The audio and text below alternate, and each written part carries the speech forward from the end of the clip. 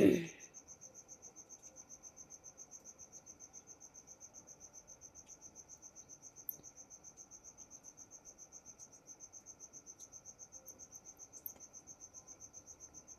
दोस्तों, ज्ञान बिंदु के दरोगा बुक के प्रैक्टिस सेट नंबर 1 देखेंगे पूरे सॉल्यूशन के साथ। तो चलिए बिना देरी किए शुरू करते हैं। क्वेश्चन नंबर 1,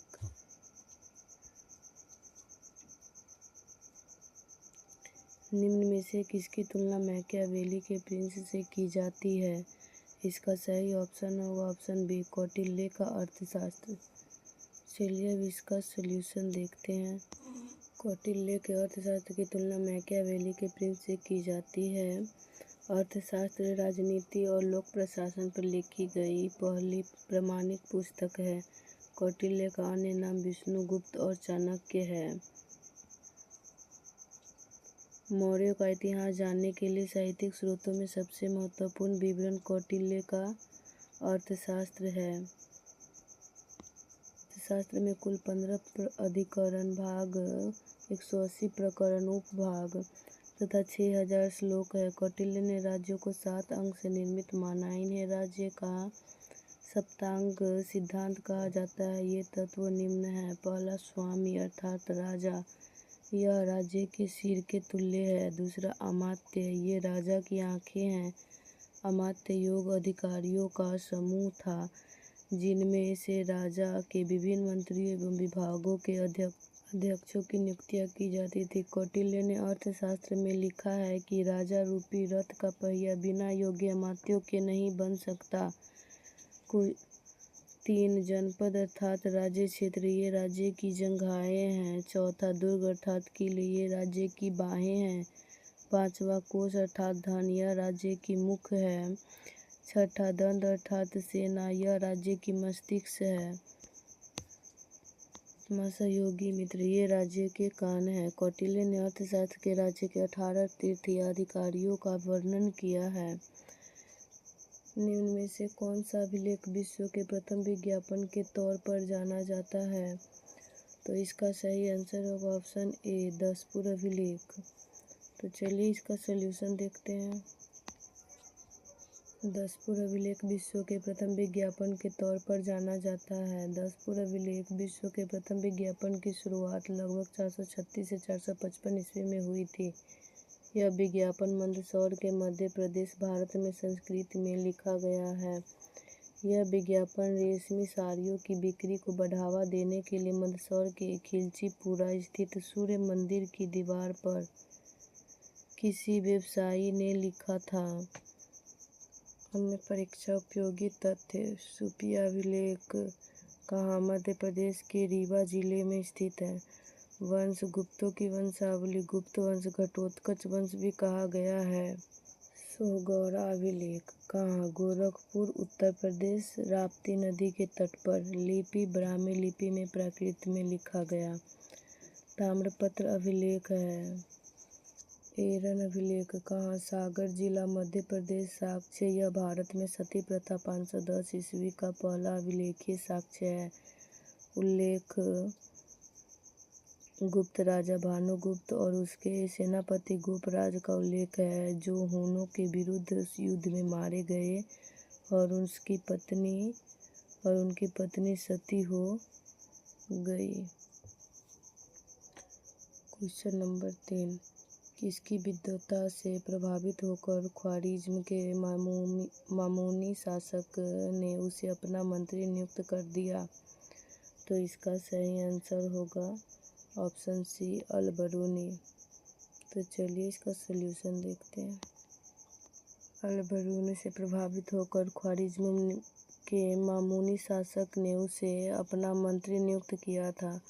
अल-बरूनी एक प्रतिष्ठित बहुश्रुत इतिहासकार, गणितज्ञ और दार्शनिक था। उसका जन्म 973 ईस्वी में ख्वारिज्म खीवा में हुआ था।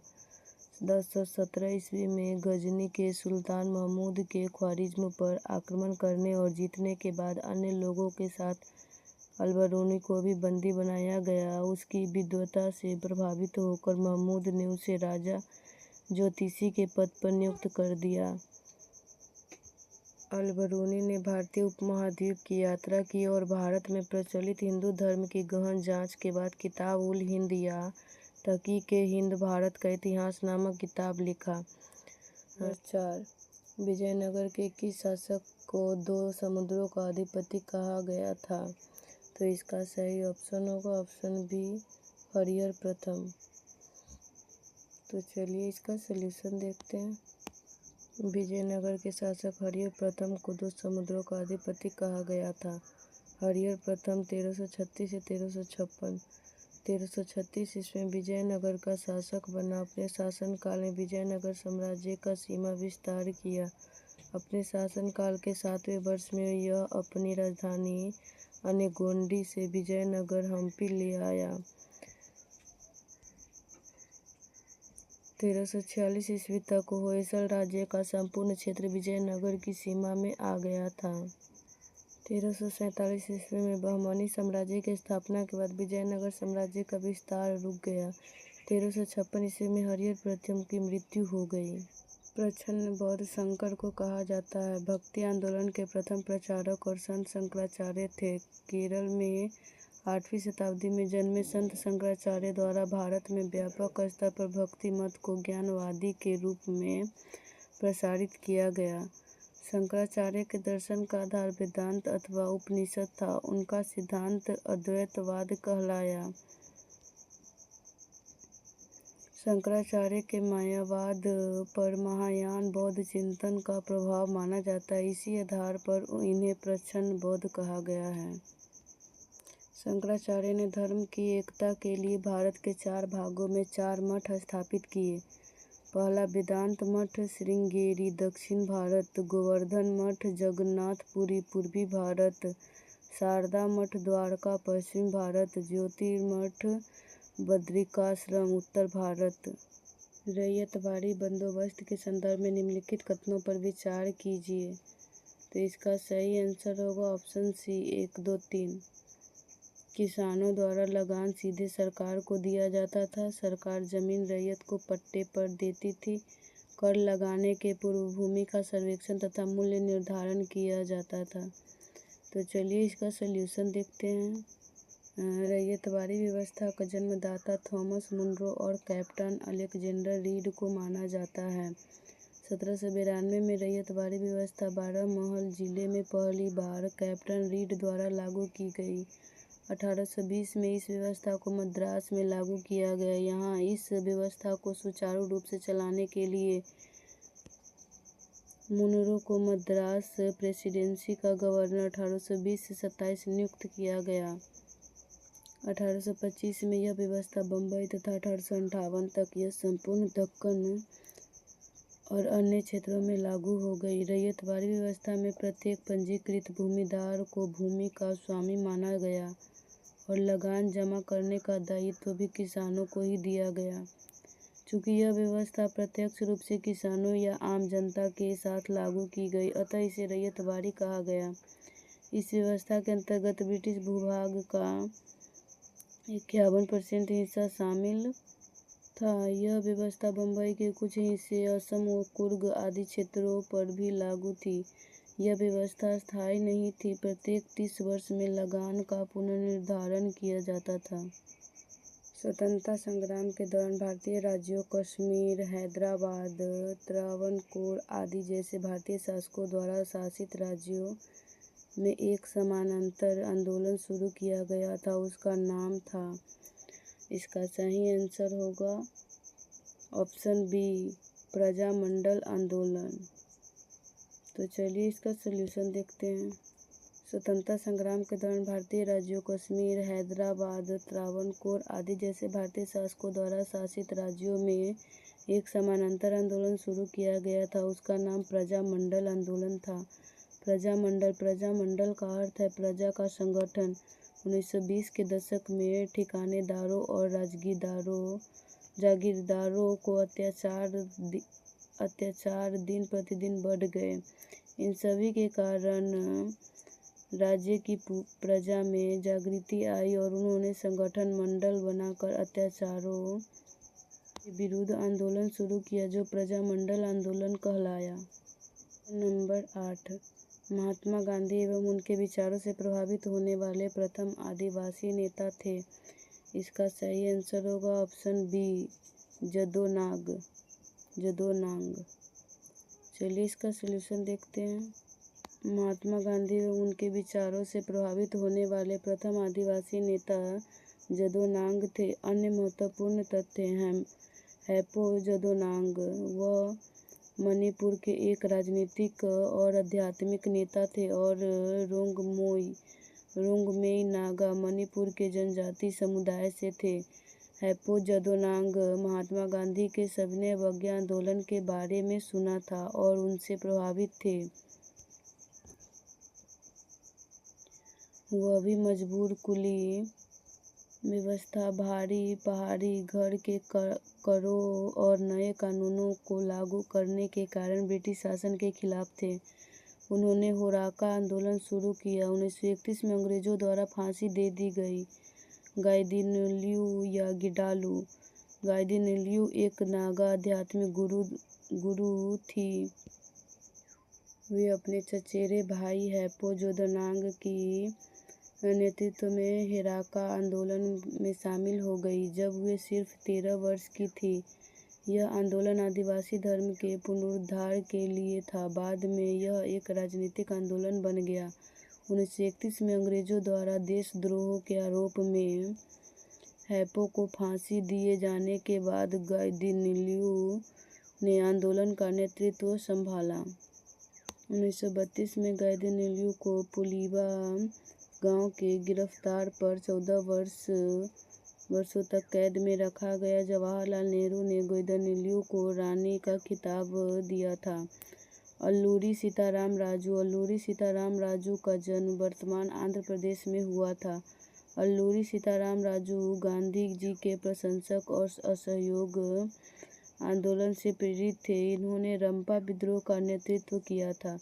उनके द्वारा लोगों को खादी अपनाने तथा शराब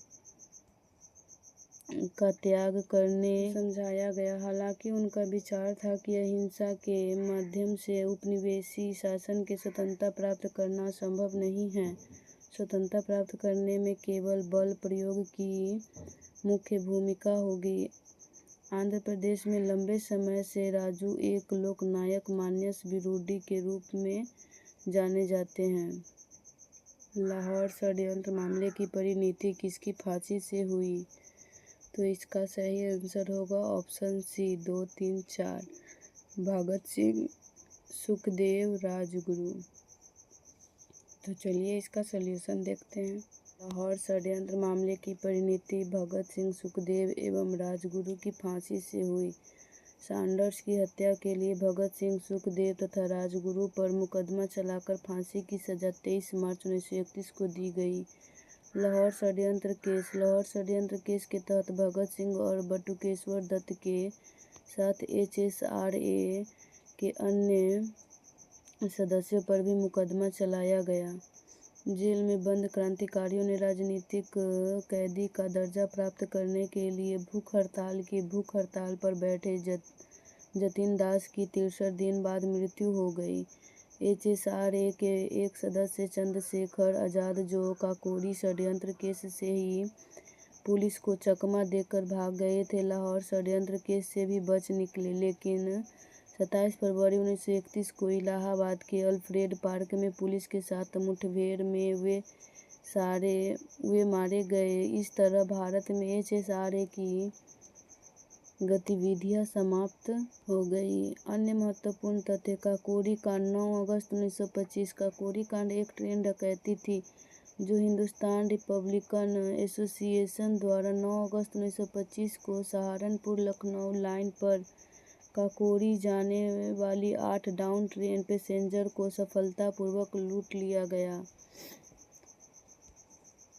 काकोरी में 8 डाउन ट्रेन को रोका गया एवं सरकारी खजाने को लूट लिया गया। काकोरी कांड में 17 लोगों को लंबी सजा, 4 को आजीवन कारावास एवं राम प्रसाद बिस्मिल, अशफाक उल्ला खां, रोशन सिंह तथा राजेंद्र लाहाड़ी को क्रमशः गोरखपुर, फैजाबाद, नैनी तथा गोंडा में फांसी दी गई। चंद्रशेखर आज़ाद फरार हो गए। फ्रांस की क्रांति के समय वहाँ का शासक था, तो इसका सही ऑप्शन होगा ऑप्शन बी, लुई 16वां। तो चलिए इसका सॉल्यूशन देखते हैं। फ्रांस की क्रांति 1789 के समय लुई 16वां वहाँ का शासक था। लुई 16वां 1774 ईस्वी में फ्रांस का सम्राट बना। लुई 16वां की पत्नी मेरी एंतवानेट ऑस्ट्रिया की राजकुमारी थी। 14 जुलाई 1789 को क्रांतिकारियों ने बास्तिल का कारागार ध्वस्त किया था। स्वतंत्रता, समानता और बंधुत्व का नारा फ्रांसीसी क्रांति की देन है। वर्साय के शीश महल का निर्माण लुई 14वां ने करवाया था। फ्रांसीसी क्रांति से संबंधित टीथे-टाइड एक प्रकार का धार्मिक कर तथा टेलेटाइल एक प्रकार का भूमि कर या प्रत्यक्ष कर था। फ्रांस की क्रांति के समय फ्रांस की मुद्रा लिवरे थी। फ्रांसीसी क्रांति के समय नेशनल असेंबली को बनाने तथा संविधान तैयार होने तक उसे भंग नहीं होने देने का नेतृत्व मिराबियो और ओबिसिये ने किया था। नेशनल असेंबली ने 1791 ईस्वी में संविधान का प्रारूप पूरा कर लिया। इसका मुख्य उद्देश्य था सम्राट की शक्तियों को सीमित करना। लुई 16वां को देशद्रोह के आरोप में 21 जनवरी 1793 ईस्वी को प्लेस डी ला कॉनकॉर्ड में सार्वजनिक रूप से फांसी दे दी गई। खूनी रविवार की घटना कब घटित हुई थी? 22 जनवरी 1905 को। इसका सही आंसर होगा ऑप्शन सी। 22 जनवरी 1905 के दिन जार के पास जा रहे भूखे मजदूरों के समूह पर सेना ने गोलियां बरसाई। इसे खूनी रविवार के नाम से जाना जाता है। 7 फरवरी 1917 ईस्वी को रूस में क्रांति का प्रथम विस्फोट हुआ। विद्रोहियों ने रोटी रोटी का नारा लगाते हुए सड़कों पर प्रदर्शन करना शुरू कर दिया। 15 मार्च 1917 को जार निकोलस द्वितीय ने गद्दी त्याग दी। इस प्रकार रूस में निरंकुश राजशाही का अंत हो गया। रूस में साम्यवाद की स्थापना 1898 ईस्वी में हुई थी, जो आगे चलकर दो भागों में बट गया, बोल्शेविक तथा मेंशेविक। बहुमत वाला दल बोल्शेविक कहलाया। इसके सर्वप्रथम नेता लेनिन थे। अल्पमत वाला दल मेंशेविक कहलाया। इसका प्रमुख नेता केरेंस्की था। जार के सत्ता त्यागने के पश्चात केरेंस्की प्रधानमंत्री बना, परंतु लेनिन ने इसे बल प्रयोग द्वारा सत्ता से हटाकर 7 नवंबर 1917 को सभी महत्वपूर्ण सरकारी इमारतों पर कब्जा कर लिया। अंततः केरेंस्की देश छोड़कर भाग गया। बोल्शेविकों ने नई सरकार का गठन किया, जिसका अध्यक्ष लेनिन तथा ट्रोट्स्की को विदेश मंत्री बनाया गया। लघु अंडमान व कार निकोबार को विभाजित करता है, तो इसका सही आंसर होगा option C, 10 degree channel. 10 degree channel लघु अंडमान व कार निकोबार को विभाजित करता है। प्रमुख चैनल या जल संधि या जल मध्य और इसका विभाजित क्षेत्र। 6 degree channel great Nicobar Sumatra. 8 degree channel Maldives Minicoy. 9 degree channel Minicoy Lakshadweep. 10 degree channel लघु अंडमान कार निकोबार। डंकन पास दक्षिणी अंडमान लघु अंडमान। डंकन पास दक्षिणी अंडमान लघु Andaman. Great channel Indira point Indonesia. Palk जल संधि भारत श्रीलंका। कोको जल संधि अंडमान कोको द्वीप म्यांमार में है। जल संधि उसे संकरी जलमार्ग को कहते हैं जो दो बड़े जल निकायों को आपस में जोड़ता है और साथ ही दो स्थलीय क्षेत्रों को अलग करता है। निम्नलिखित राज्यों में किसकी समुद्री तट सबसे लंबा है? तो इसका सही आंसर होगा ऑप्शन ए, आंध्र प्रदेश। तो चलिए इसका सलूशन देखते हैं। उपर्युक्त राज्यों में तमिलनाडु 1068.69 किलोमीटर की समुद्री तट रेखा सबसे लंबा है। राज्य या केंद्र शासित प्रदेश तट रेखा किलोमीटर में।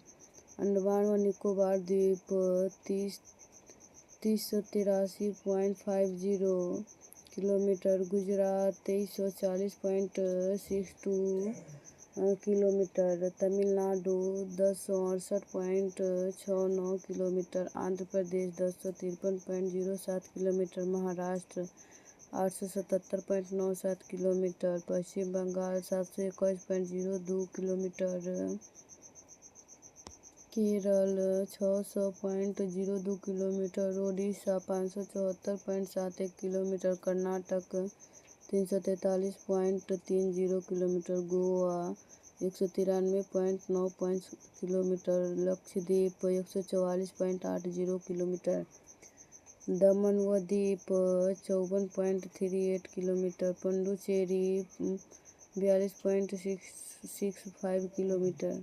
भारत का कुल तटरेखा की लंबाई 11,098.81 किलोमीटर है। शिवालिक को भारत के उत्तरी मैदान से अलग करने वाली संरचना है। इसका सही आंसर होगा option A, Himalayan frontal flat. तो चलिए इसका सॉल्यूशन देखते हैं। हिमालयन फ्रंटल फॉल्ट शिवालिक को भारत के उत्तरी मैदान से अलग करती है। यह एक ऐसी संरचना है जहां से भारतीय प्लेट का यूरेशियन प्लेट के नीचे क्षेपण हो रहा है। प्लायोसीन युग के अंत तक हिमालय फ्रंटल फॉल्ट का विकास हुआ।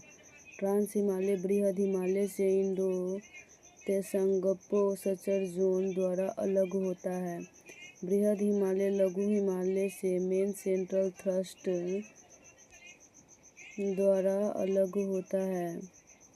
लघु हिमालय शिवालिक हिमालय से मेन बाउंड्री फॉल्ट द्वारा अलग होता है। क्वेश्चन नंबर 15, जलोढ़ मिट्टी में किस तत्व की कमी पाई जाती है? तो इसका सही आंसर होगा ऑप्शन सी, नाइट्रोजन। जलोढ़ मिट्टी में नाइट्रोजन व ह्यूमस की कमी पाई जाती है। जलोढ़ मिट्टी में पोटास, फास्फोरिक अम्ल, चूना व कार्बनिक तत्वों की प्रचुरता होती है। जलोढ़ मृदा मूलतः हिमालय से निकलने वाली नदियों के द्वारा लाए गए अवसादों के निक्षेपों से बनी है। यह भारत के सर्वाधिक विस्तृत क्षेत्रों पर 33.5% भाग पाई जाती है। भूगर्भिक संरचना और संगठन के आधार पर इसे बांगर व खादर में वर्गीकृत किया जाता है। प्राचीन जलोढ़ को बांगर कहते, जिसमें कंकर व कैल्शियम कार्बोनेट भी होता है। नवीन जलोढ़ को खादर कहते। इसका निर्माण प्रत्येक साल बाढ़ द्वारा लाई गई मिट्टियों से होता है। बांगर की अपेक्षा यह अधिक उपजाऊ होती है। इस मिट्टी में मुख्यतः गेहूँ, चना, जौ, दालें, तिलहन और जूट की फसलें उगाई जाती है। भारत में किस किस्म की कॉफ़ी का उत्पादन अत्यधिक मात्रा में किया जाता है? इसका सही आंसर होगा ऑप्शन बी, रोबस्टा।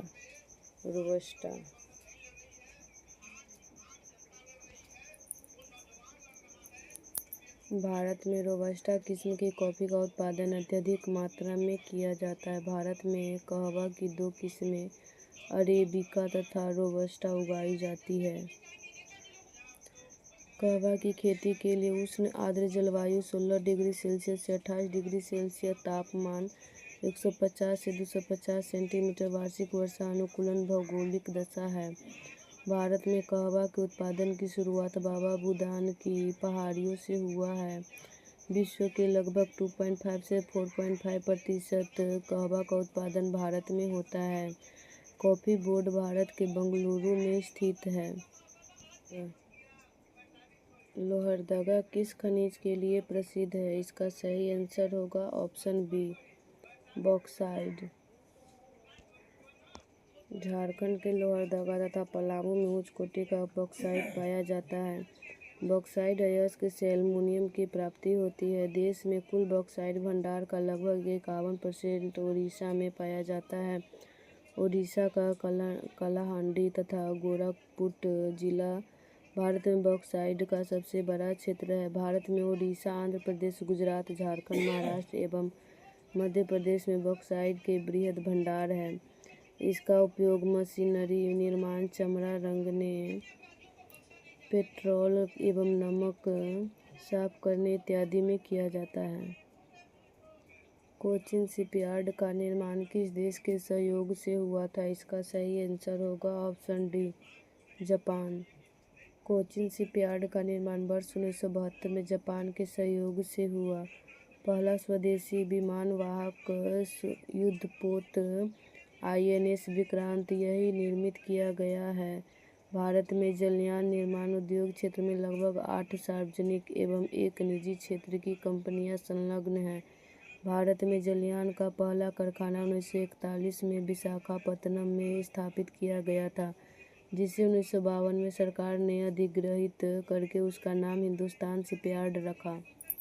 धर्म आधारित जनगणना 2011 के अनुसार निम्नलिखित में से किस धार्मिक वर्ग का लिंगानुपात सबसे कम है?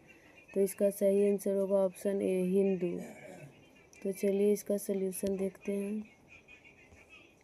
धर्म आधारित जनगणना 2011 के अनुसार उपयुक्त धार्मिक वर्ग में हिंदू का लिंगानुपात 931 सबसे कम है।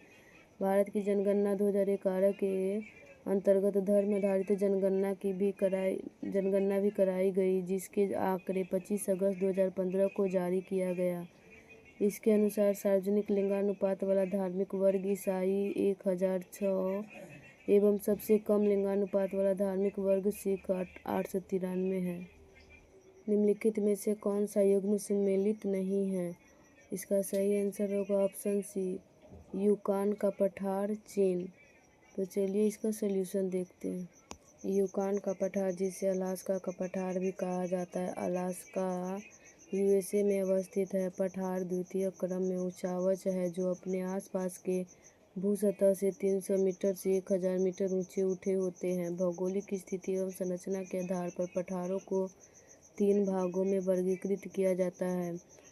अंतर्वर्तीय पठार जैसे तिब्बत का पठार, मध्य एशिया, बोलीविया का पठार, एंडीज पर्वत, बोलीविया। द्विपदीय पठार जैसे पैटागोनिया का पठार, अर्जेंटीना एवं चिली, पीडमांट पठार USA। तीसरा महाद्वीपीय पठार जैसे प्राद्वीपीय पठार, भारत, कनाडियन शील्ड, कनाडा। विश्व के प्रमुख पठार व उनकी अवस्थिति। ग्रेट बेसिन पठार USA, अनातोलिया का पठार तुर्की, यूनान का पठार म्यांमार, चीन, वियतनाम। कुंबलिया का पठार USA, कोलोराडो का पठार USA, कंटांगा का पठार डेमोक्रेटिक कांगो, लॉरेन का पठार कनाडा। निम्नलिखित में से कौन पवनों द्वारा निर्मित स्थलाकृति नहीं है? तो इसका सही आंसर होगा ऑप्शन बी, मेहराब। मेहराब पवनों द्वारा नहीं बल्कि सागरीय जल द्वारा निर्मित स्थलाकृति है। कंदराओं के विकास से जब गुफा में जल का बहाव आर पार होने लगता है तो मेहराब का निर्माण होता है। पवनों द्वारा निर्मित स्थलाकृतियाँ अपवाह बेसिन, छत्रक शैल, ज्यूगेन, यारडांग, इंसेलबर्ग, ड्राइकाटर।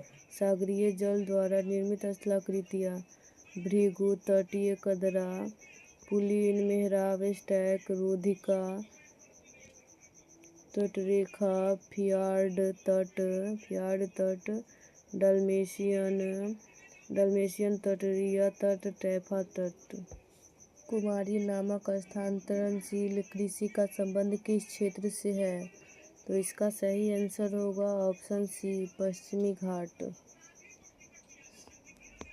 कुमारी नामक स्थानांतरित कृषि पश्चिमी घाट क्षेत्र में प्रचलित है। स्थानांतरित कृषि, जिसे झूम कृषि, कर्तन एवं दहन कृषि भी कहा जाता है, इसमें वृक्षों को काटकर एवं जलाकर भूखंड को साफ किया जाता है तथा राख को मृदा में मिलाकर उस भूखंड पर कृषि की जाती है।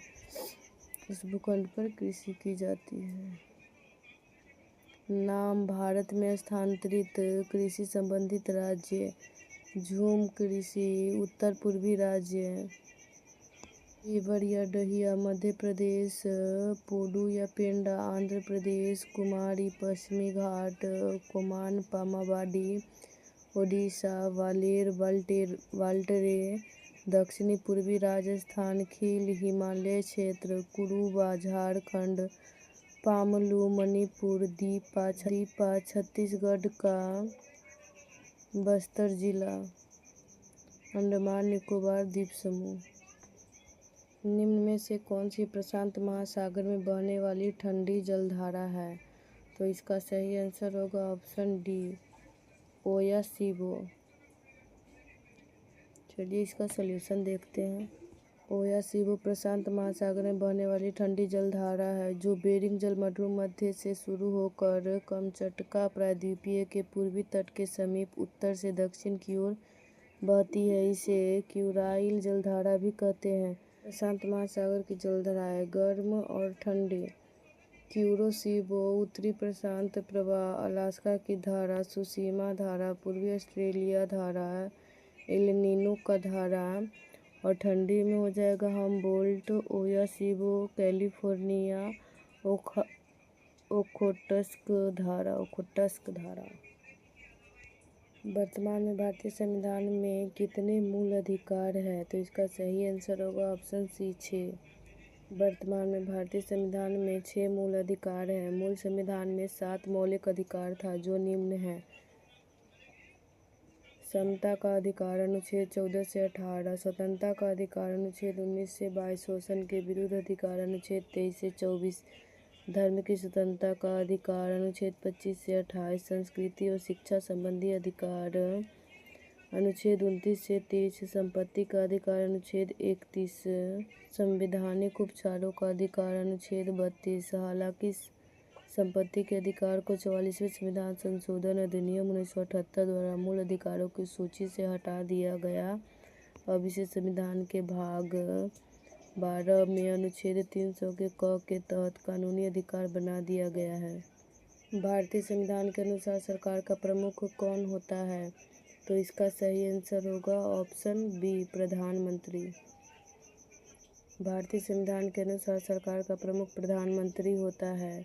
बिना प्रधानमंत्री के मंत्रिपरिषद का कोई अस्तित्व नहीं है। मंत्रिपरिषद तभी अस्तित्व में आती है जब प्रधानमंत्री अपने पद का शपथ ग्रहण कर लेता है। प्रधानमंत्री की मृत्यु या त्यागपत्र से पूरी मंत्रिपरिषद भी भंग हो जाती है, जबकि किसी मंत्री की मृत्यु, हटाए जाने या त्यागपत्र के कारण मंत्रिपरिषद में केवल एक स्थान खाली होता है। प्रधानमंत्री एक तरफ मंत्रिपरिषद तथा दूसरी तरफ राष्ट्रपति और संसद के बीच एक सेतु का काम करता है। इसी भूमिका के कारण पंडित जवाहरलाल नेहरू ने प्रधानमंत्री को सरकार का केंद्रीय धुरी की संज्ञा दी। क्वेश्चन नंबर 26, राज्यसभा में प्रतिनिधित्व के लिए अमेरिका के समान प्रतिनिधित्व प्रणाली का प्रयोग तब होगा। तो इसका सही आंसर होगा ऑप्शन बी, अधिक जनसंख्या वाले तथा कम जनसंख्या वाले राज्यों में राज्यसभा के प्रतिनिधित्व बराबर होगा। राज्यसभा में प्रतिनिधित्व के लिए अमेरिका के समान प्रतिनिधित्व प्रणाली का प्रयोग तब होगा जब अधिक जनसंख्या वाले राज्यों और कम जनसंख्या वाले राज्यों का राज्यसभा में प्रतिनिधित्व बराबर होगा। अमेरिका के द्वितीय सदन सीनेट में प्रत्येक राज्य को समान प्रतिनिधित्व दिया गया है, जबकि भारत में जनसंख्या के आधार पर राज्यसभा में प्रतिनिधित्व दिया गया है। जैसे उत्तर प्रदेश में 31 तथा छोटे और कम जनसंख्या वाले सिक्किम में राज्यसभा के लिए 1 सीट दी गई है। स्वतंत्रता के पश्चात सर्वप्रथम किसकी सिफारिश पर प्राक्कलन समिति का गठन किया गया?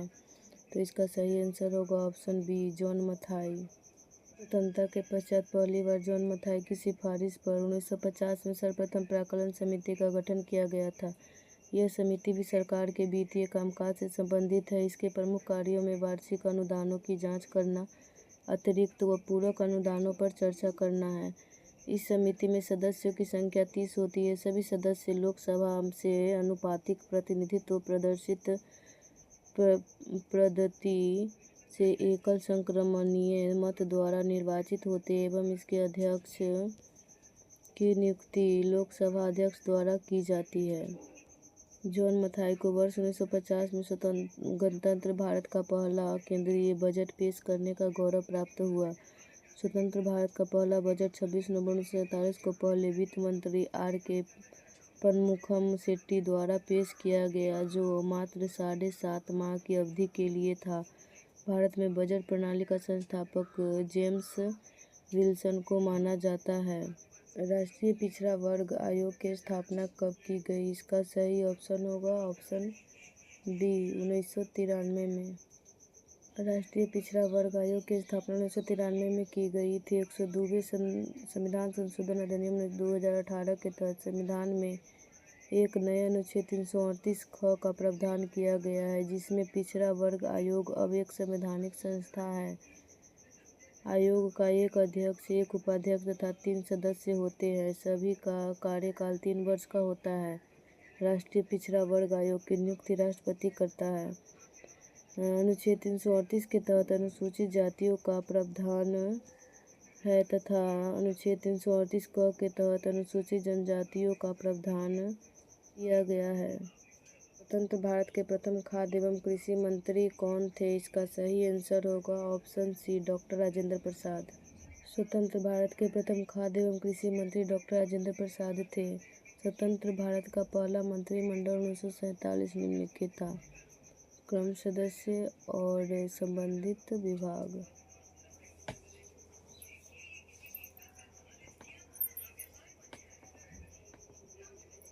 पहला जवाहरलाल नेहरू प्रधानमंत्री वैधानिक शोध राष्ट्रमंडल तथा विदेशी मामले। दूसरा सरदार वल्लभ भाई पटेल गृह, सूचना एवं प्रसारण राज्यों के मामले। तीसरा है डॉक्टर जॉन मथाई रेलवे एवं परिवहन मंत्री। चौथा है डॉक्टर श्यामा प्रसाद मुखर्जी उद्योग एवं आपूर्ति मंत्री। पांचवा है राजकुमारी अमृत कौर स्वास्थ्य मंत्री।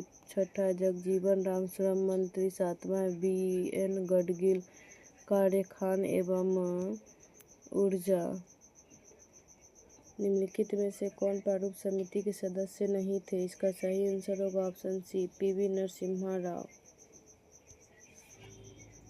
PV नरसिम्हा राव प्रारूप समिति के सदस्य नहीं थे।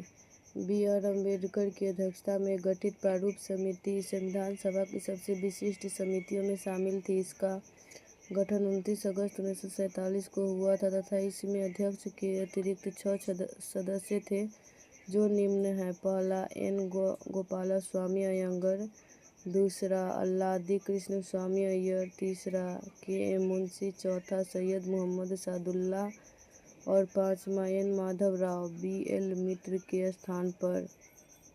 छठा TT कृष्णमाचारी। DP खेतान की मृत्यु के पश्चात प्रारूप समिति को मसौदा समिति के नाम से जाना जाता है। सूची 1 तथा सूची 2 को सम्मिलित कीजिए तथा नीचे दिए गए कोड की सहायता से उत्तर चुनिए। अनुच्छेद 40 ग्राम पंचायतों का गठन। अनुच्छेद 41 काम करने का अधिकार। अनुच्छेद 44 समान नागरिक संहिता। अनुच्छेद 48 कृषि एवं पशुपालन का संगठन। इसका सही आंसर होगा ऑप्शन ए। महत्वपूर्ण तथ्य। राज्य के नीति निर्देशक सिद्धांत का वर्णन संविधान के भाग 4 में अनुच्छेद 36 से 51 किया गया है। इसकी प्रेरणा आयरलैंड के संविधान से ली गई है। राज्य का नीति निर्देशक तत्व एक ऐसा चेक है जो बैंक के सुविधानुसार अदा की जाएगी। यह कथन KT शाह ने कहा था। प्रथम लोकसभा उपाध्यक्ष कौन थे? इसका सही आंसर होगा ऑप्शन बी, अनंत शयनम अयंगर। प्रथम लोकसभा के उपाध्यक्ष अनंत शयनम अयंगर थे। प्रथम लोकसभा का कार्यकाल 17 अप्रैल 1952 से 4 अप्रैल 1957 तक रही। प्रथम लोकसभा अध्यक्ष GB मावलंकर थे। लोकसभा का कार्यकाल 5 वर्ष का होता है, परंतु आपातकाल की घोषणा लागू होने पर लोकसभा के कार्यकाल एक बार में 1 वर्ष के लिए बढ़ाया जा सकता है। जैसे 1976 में आपातकाल लागू होने पर लोकसभा का कार्यकाल 2 बार 1 वर्ष के लिए बढ़ाया गया था। 1978 ईस्वी में 44वें संविधान संशोधन अधिनियम द्वारा फिर से इसका कार्यकाल 5 वर्ष कर दिया गया। एक टीवी की कीमत में 20% की कमी की गई। मूल मूल्य को प्राप्त करने के लिए नई मूल्य में कितने वृद्धि की जानी चाहिए? तो इसका आंसर होगा ऑप्शन डी, 25%। ये मैथ का क्वेश्चन है, आप लोग इसको देख लीजिएगा। अगला है 16 संख्याओं का औसत 23 है, पहली 7 संख्याओं का औसत 21 है और अंतिम 8 संख्याओं का औसत 24 है, तो 8वीं संख्या ज्ञात कीजिए। तो इसका सही आंसर होगा ऑप्शन सी 29। ये भी मैथ का क्वेश्चन है, आप लोग इसको बना लीजिएगा। 1500 मीटर की दौड़ में यदि ए बी को 100 मीटर से हरा देता है और बी सी को 150 मीटर से हरा देता है तो ए सी को कितनी दूरी से हरा देगा। इसका सही आंसर हो जाएगा ऑप्शन डी 240 मीटर। ये भी मैथ का क्वेश्चन है, आप लोग बना लीजिएगा। अगला है 20% और 20% की क्रमिक छूट के बाद एक घड़ी का विक्रय मूल्य 640 रुपया है तो घड़ी का अंकित मूल्य क्या है। तो इसका सही आंसर होगा ऑप्शन ए 1000। ये भी मैथ का क्वेश्चन है। 37 यदि एक संख्या का 60% दूसरी संख्या के 3/4 के बराबर है तो पहली संख्या का दूसरी संख्या से अनुपात क्या है। तो इसका सही आंसर होगा ऑप्शन डी 5:4। किसी खास कोड में रोज को 6821 तथा चेयर को 73456 लिखा जाता है, तदनुसार सर्च का कोड ज्ञात कीजिए। तो ये रीजनिंग का क्वेश्चन है, तो इसका सही आंसर हो जाएगा ऑप्शन नंबर सी। निम्नलिखित में से लुप्त संख्या को ज्ञात कीजिए। तो इसका सही आंसर हो जाएगा ऑप्शन ए 1 होगा यहाँ वाट के जगह पे। ये भी रीजनिंग का क्वेश्चन है। मुद्रास्फीति से सर्वाधिक लाभ निम्न में से कौन पाता है। तो इसका सही आंसर हो जाएगा ऑप्शन बी ऋणी। तो चलिए इसका सॉल्यूशन देखते हैं।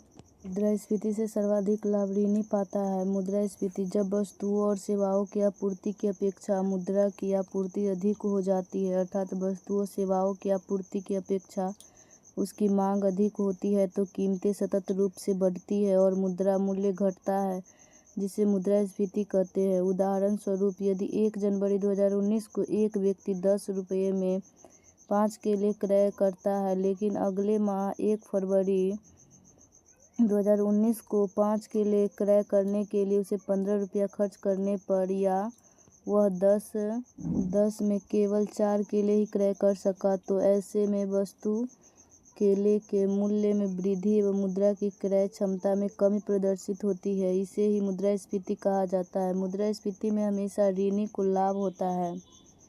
वस्तु की मांग प्लस वस्तु की आपूर्ति बराबर वस्तु की कीमत, मुद्रास्फीति। किस पंचवर्षीय योजना में कृषि ने ऋणात्मक विकास किया। तो इसका सही आंसर होगा ऑप्शन ए तीसरी में। तो चलिए इसका सॉल्यूशन देखते हैं। तीसरी पंचवर्षीय योजना में कृषि ने ऋणात्मक विकास किया। तीसरी पंचवर्षीय योजना 1961 से 66।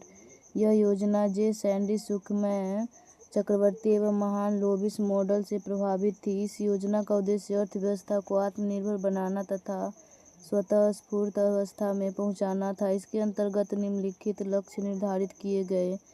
खाद्यान्न उत्पादन में आत्मनिर्भरता प्राप्त करना, उद्योग एवं निर्यात की आवश्यकताओं को पूरा करने के लिए कृषि उत्पादन को बढ़ाना, इस्पात उद्योग, रासायनिक उद्योग, ईंधन एवं शक्ति का विस्तार करना, अवसर की समानता को बढ़ावा देना तथा आर्थिक समानता पर बल देना।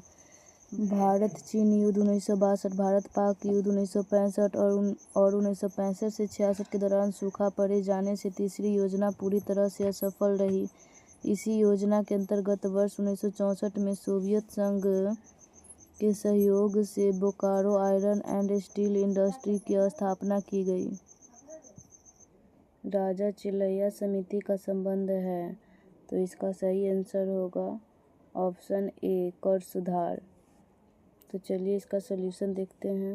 राजा चिलैया समिति का संबंध कर सुधार से है। महत्वपूर्ण कर सुधार समिति और उसका कार्य क्षेत्र।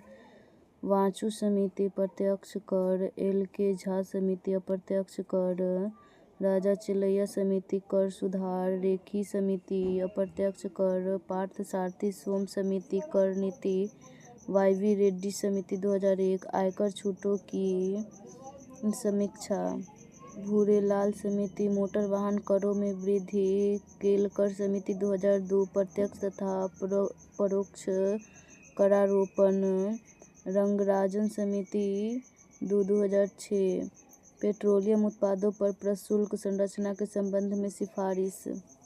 क्वेश्चन नंबर 43, निम्न में से कौन प्लास्टिक मनी का उदाहरण है? तो इसका सही आंसर हो जाएगा ऑप्शन सी, ए और बी, डेबिट कार्ड और क्रेडिट कार्ड। तो चलिए इसका सॉल्यूशन देखते हैं। डेबिट कार्ड और क्रेडिट कार्ड प्लास्टिक मनी का उदाहरण है। प्लास्टिक मनी विभिन्न बैंकों, वित्तीय संस्थाओं तथा अन्य कंपनियों द्वारा जारी किए गए डेबिट एवं क्रेडिट कार्ड आदि को प्लास्टिक मनी कहा जाता है। डेबिट कार्ड के द्वारा बैंक खाते में जितनी धनराशि जमा हो उतने तक की खरीदारी या निकासी की सुविधा होती है, जबकि क्रेडिट कार्ड से बैंक खाते में धनराशि न होने पर भी कुछ निकासी या खरीदारी की जा सकती है।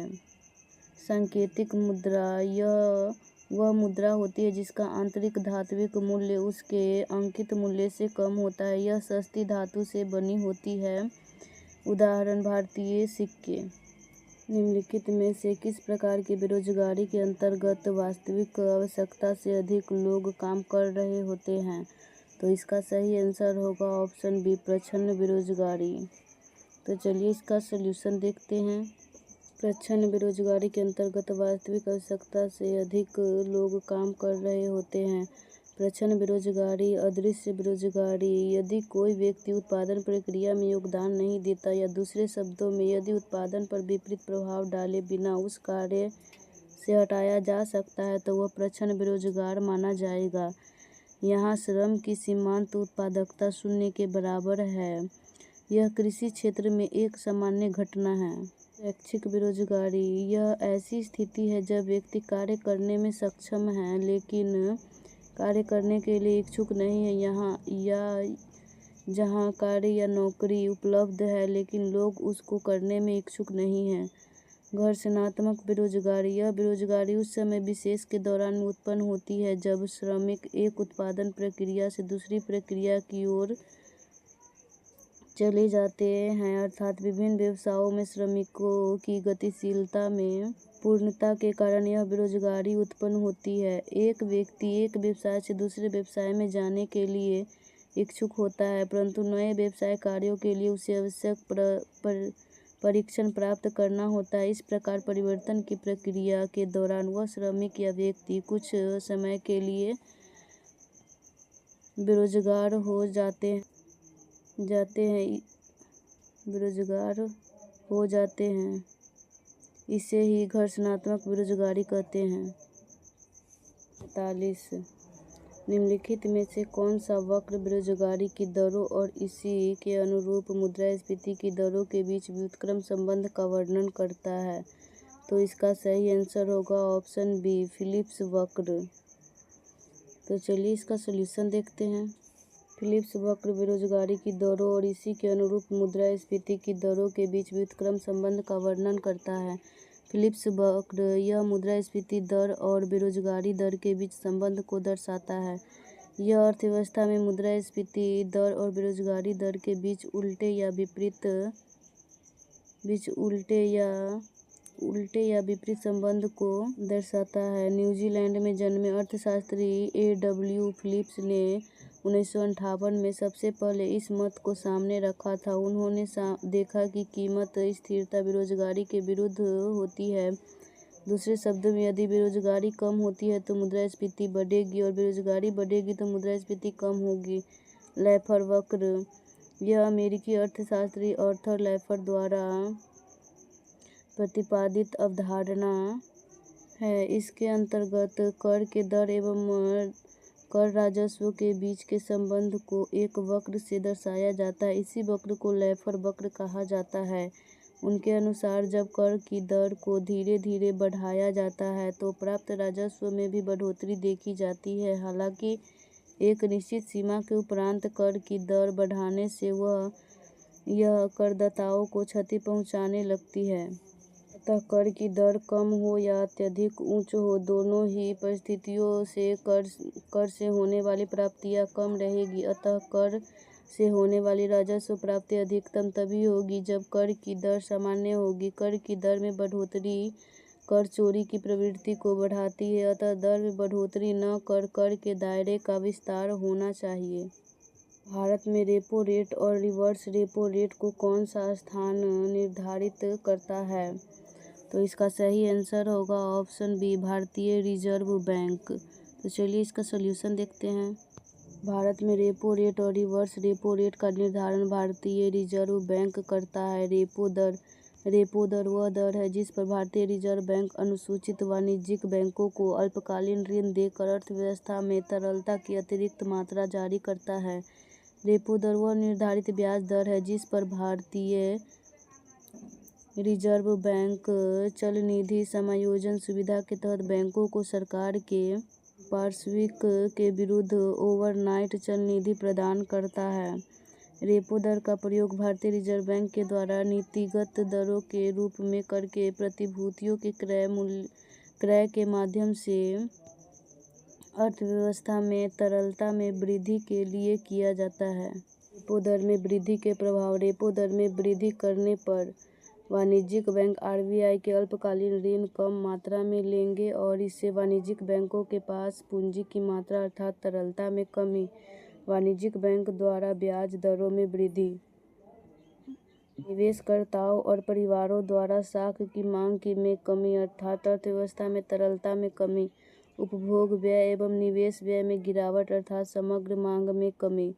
वस्तु एवं सेवाओं की कीमतों में कमी अर्थात मुद्रास्फीति नियंत्रण। रेपो दर में कमी के प्रभाव। रेपो दर में कमी करने पर वाणिज्यिक बैंक आरबीआई से अल्पकालीन ऋण अधिक मात्रा में लेंगे और उस वाणिज्यिक बैंक के पास पूंजी की मात्रा अर्थात तरलता में वृद्धि।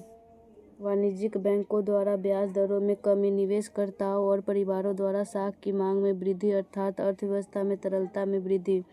उपयोग व्यय एवं निवेश व्यय में वृद्धि अर्थात समग्र मांग में वृद्धि। वस्तुओं एवं सेवाओं की कीमतों में वृद्धि अर्थात मुद्रास्फीति नियंत्रण।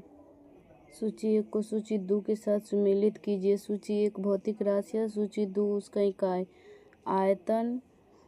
आयतन का हो जाएगा घन मीटर।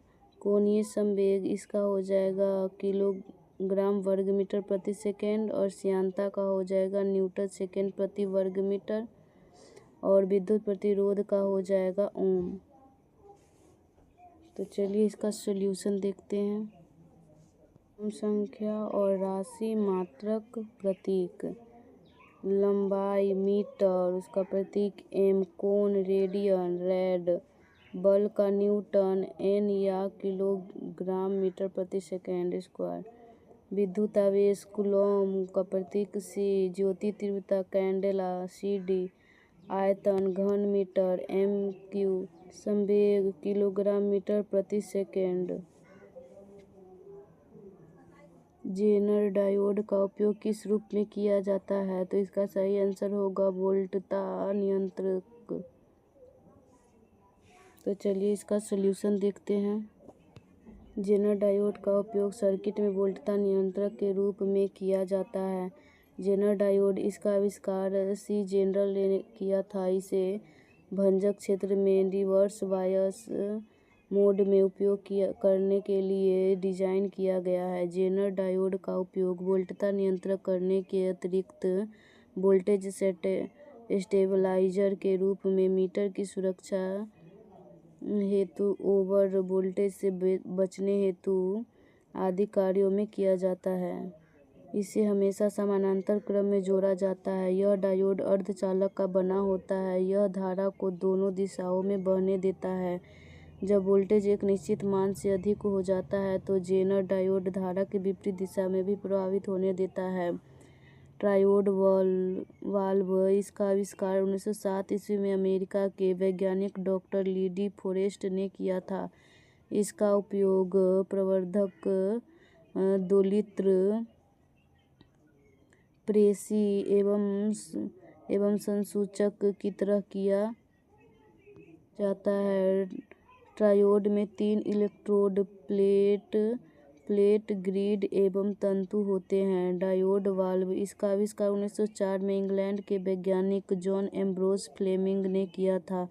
इसका उपयोग दृष्टिकारी के रूप में किया जाता है अर्थात इसके द्वारा प्रत्यावर्ती धारा को दिष्ट धारा में बदल दिया जाता है। डायोड में 2 इलेक्ट्रोड कैथोड एवं एनोड होते हैं। नंबर 49, ऐसे परिपथ जहां रुक रुक कर थोड़े थोड़े समय के लिए विद्युत धारा की आवश्यकता होती है वहां किस सेल का प्रयोग किया जाता है?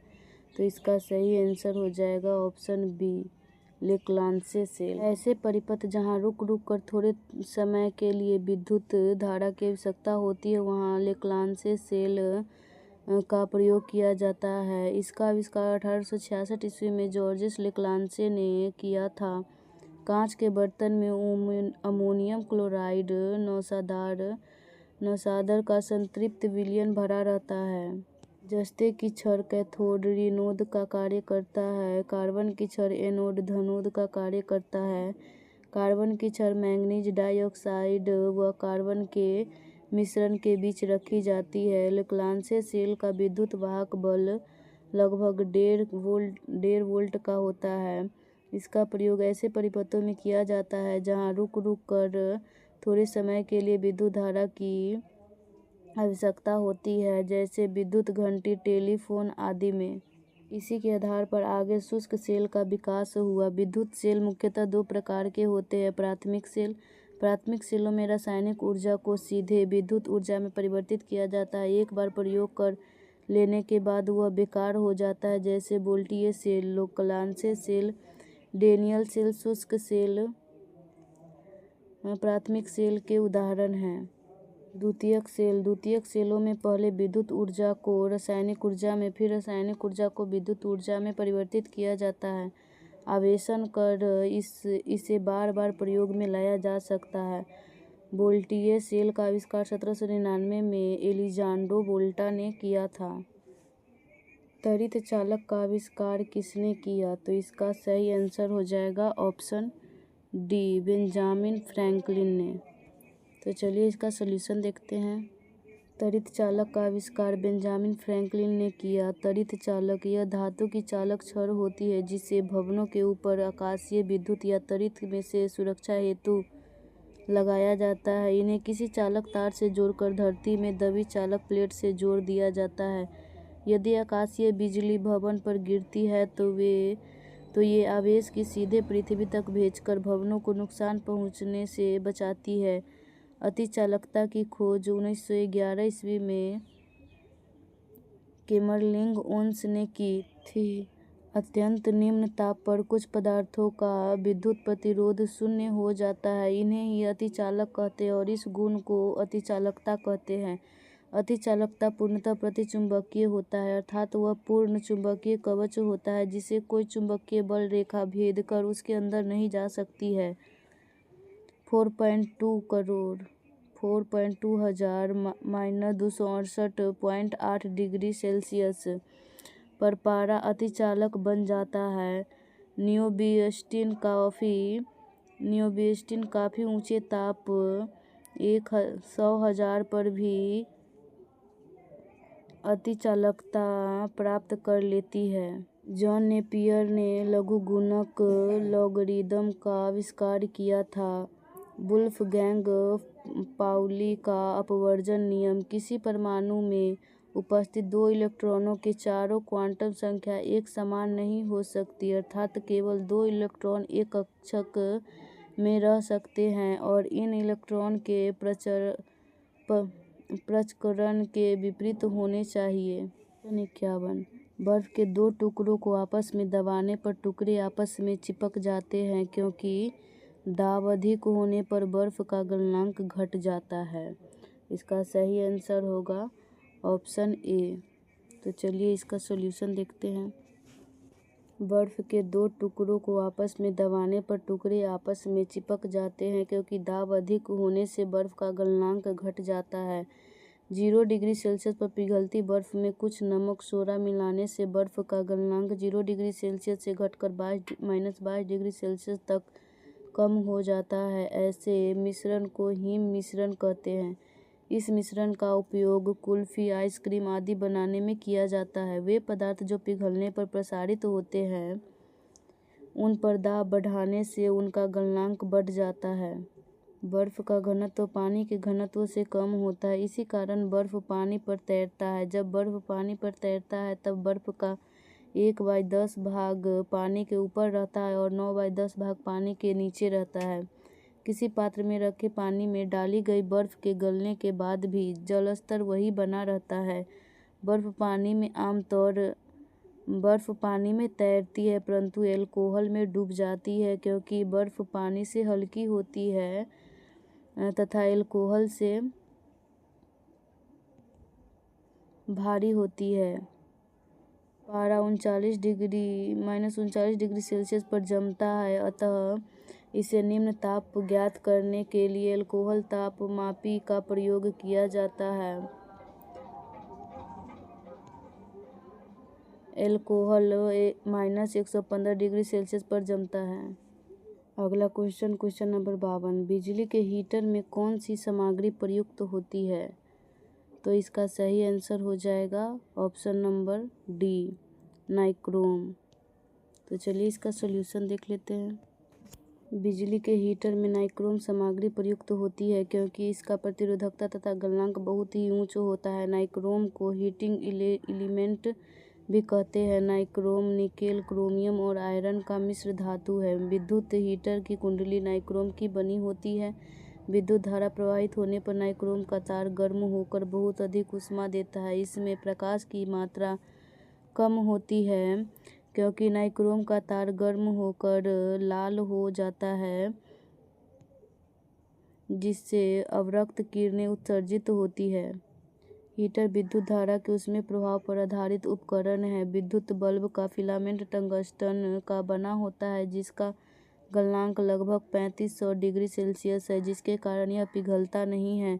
इस्पात में कार्बन की मात्रा ढलवा और पिटवा लोहे के मध्य 0.25 से 1.5% तथा 2% से अधिक नहीं होती। इसमें सिलिकॉन, फास्फोरस, सल्फर अनुपस्थित होते हैं। इस्पात के अन्य मिश्र धातु निम्न हैं। इस्पात के प्रकार: लोहे के साथ मिलाए गए तत्व। स्टेनलेस इस्पात, इसमें 18% तक क्रोमियम और निकेल होते हैं। टंगस्टन इस्पात, 15 से 20% टंगस्टन, 5% क्रोमियम और कुछ वैनेडियम युक्त इस्पात होते हैं। सिलिकॉन इस्पात, 35% सिलिकॉन परंतु अत्यंत कम कार्बन होता है। कोबाल्ट इस्पात, इसमें 35% तक कोबाल्ट होता है। मैग्नीज इस्पात, 7 से 20% मैग्नीज होता है। निकेल इस्पात, इसमें क्रोमियम व निकेल या दोनों के कुछ प्रतिशत अंश विद्यमान होते हैं। मिश्र धातु अवयव घटक: पीतल, कॉपर और जिंक 70% प्लस 30%, कांसा, कॉपर और tin 90 plus 10%, gun metal, copper, zinc, tin 90%, 2% और 8%, जर्मन सिल्वर, कॉपर, जिंक और निकेल 60%, 20% और 20%, मंजू मेटल, कॉपर और जिंक 60% और 40%, मोनेल मेटल, कॉपर और निकेल 70% और 30%। तेल की पतली फिल्म से परावर्तित श्वेत प्रकाश में रंग दिखाई देने का कारण है। तो इसका सही आंसर हो जाएगा ऑप्शन ए, व्यतिकरण। तो चलिए इसका सॉल्यूशन देखते हैं। तेल की पतली फिल्म से परिवर्तित श्वेत प्रकाश में रंग दिखाई देने का कारण व्यतिकरण है। जब समान आवृत्ति की दो प्रकाश तरंगें जो मूलतः एक ही प्रकाश स्रोत से आ रही है एक साथ चलती है तो माध्यम के कुछ बिंदुओं पर प्रकाश की तीव्रता अधिकतम तथा कुछ बिंदुओं पर न्यूनतम होता है। प्रकाश तरंगों की इस घटना को व्यतिकरण कहते हैं। प्रकाश से संबंधित विभिन्न परिघटनाओं का कारण: पानी में पैदा हुए बुलबुले, पूर्ण आंतरिक परावर्तन, पानी में पैदा हुए बुलबुले का चमकना, पूर्ण आंतरिक परावर्तन, हीरे का चमकना, पूर्ण आंतरिक परावर्तन, रेगिस्तान का मरीचिका, पूर्ण आंतरिक परावर्तन, जल में परिपरक नली का चमकना, पूर्ण आंतरिक परावर्तन, कांच में आई दरार का चमकना, पूर्ण आंतरिक परावर्तन, वास्तविक सूर्योदय से पहले सूर्य का दिखाई देना, अपवर्तन, तारों का टिमटिमाना, अपवर्तन, आकाश एवं समुद्र का नीला रंग, प्रकीर्णन, सूर्योदय और सूर्यास्त के समय सूर्य का लाल रंग, अन्य रंग के प्रकाश का प्रकीर्णन तथा लाल प्रकाश का न्यूनतम प्रकीर्णन। साबुन के बुलबुले का रंगीन दिखाई पड़ना, व्यतिकरण, इंद्रधनुष का दिखना, वर्ण विक्षेपण, परावर्तन, अपवर्तन तथा पूर्ण आंतरिक परावर्तन, दरवाजे की झिर्री से आने वाले प्रकाश का फैलना, विवर्तन। निम्नलिखित प्रश्न में दो कथन दिए गए, एक अभिकथन और दूसरा कारण। इस कथनों का सावधानीपूर्वक मूल्यांकन करें और नीचे दिए गए विकल्पों में से सही विकल्प का चयन करें। अभिकथन 1, वाष्पीकरण की प्रक्रिया केवल क्वथनांक पर ही होती है। कारण 2, वाष्पीकरण द्रव की सतह से क्वथनांक से कम तापमान पर वाष्प में परिवर्तित होने की धीमी प्रक्रिया है। तो इसका सही आंसर हो जाएगा ऑप्शन बी। अभिकथन 1 असत्य है लेकिन कारण 2 सत्य है। तो चलिए इसका सॉल्यूशन देखते हैं।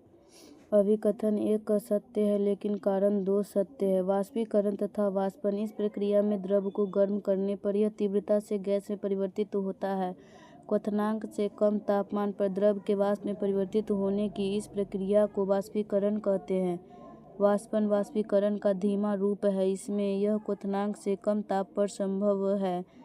क्वथनांक साधारण वायुमंडलीय दाब पर वह तापमान जिस पर कोई द्रव उबलना शुरू होता है, इसका क्वथनांक कहलाता है। निम्नलिखित अभिक्रिया में कौन सा अभियोजन निस्तापन अभिक्रिया को प्रदर्शित करता है? तो इसका सही आंसर हो जाएगा option C, zinc carbonate, zinc oxide plus carbon dioxide.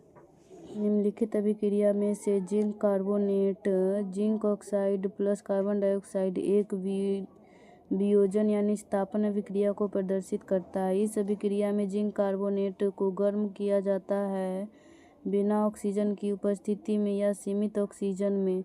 यह टूटकर जिंक ऑक्साइड और कार्बन डाइऑक्साइड गैस बनाता है। धातुओं के कार्बोनेट अयस्कों से धातु ऑक्साइड प्राप्त करने के लिए निष्पातन या वियोजन का उपयोग किया जाता है। रेडॉक्स अभिक्रिया में एक पदार्थ का ऑक्सीकरण होता है, वह इलेक्ट्रॉन को खो देता है, और दूसरे पदार्थ का अपचयन होता है, वह इलेक्ट्रॉन को ग्रहण करता है।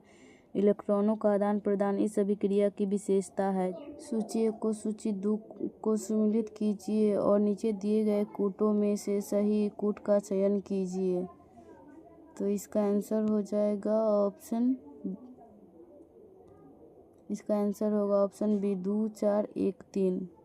निम्नलिखित में से कौन सा अम्ल पौधों और जंतुओं से प्राप्त किया जाता है जो पर्यावरण में मौजूद होते हैं? तो इसका सही आंसर हो जाएगा ऑप्शन ए, लैक्टिक अम्ल।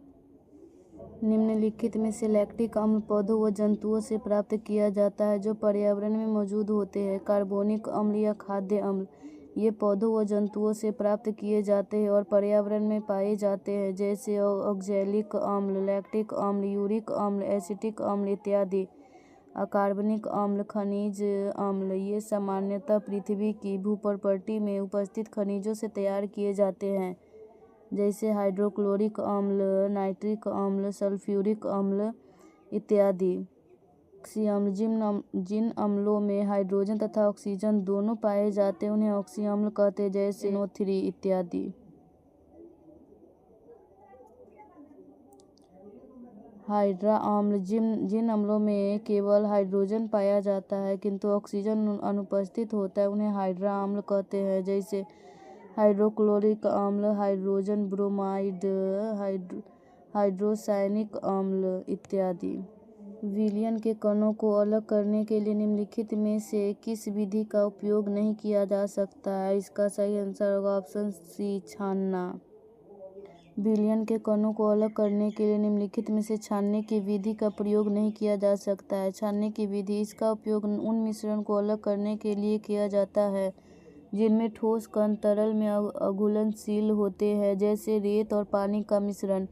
आसवन एक ऐसी विधि है जिसका उपयोग 2 या 2 से अधिक तरल पदार्थों को उनके क्वथनांक के अंतर के आधार पर अलग करने के लिए किया जाता है। क्रिस्टलीकरण, यह विधि वाष्पीकरण विधि के समान है, लेकिन इसमें शुद्ध ठोस को उसके विलयन से क्रिस्टल के रूप में प्राप्त किया जाता है। यह विधि वाष्पीकरण से बेहतर मानी जाती है क्योंकि इसमें अशुद्धियाँ कम होती है।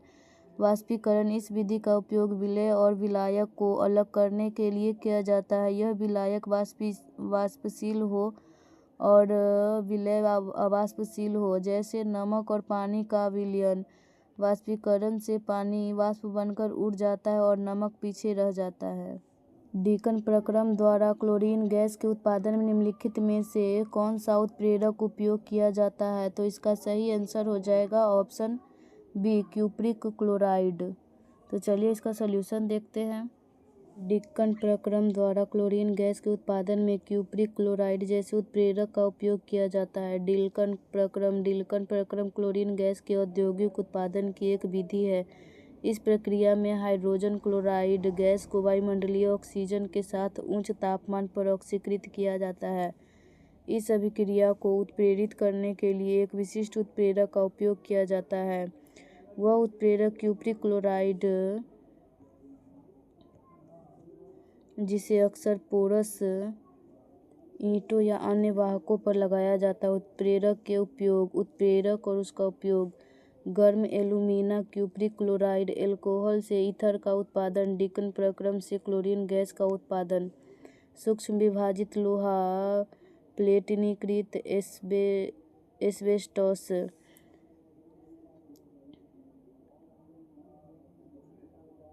अमोनिया के निर्माण का हैबर प्रक्रम, नाइट्रिक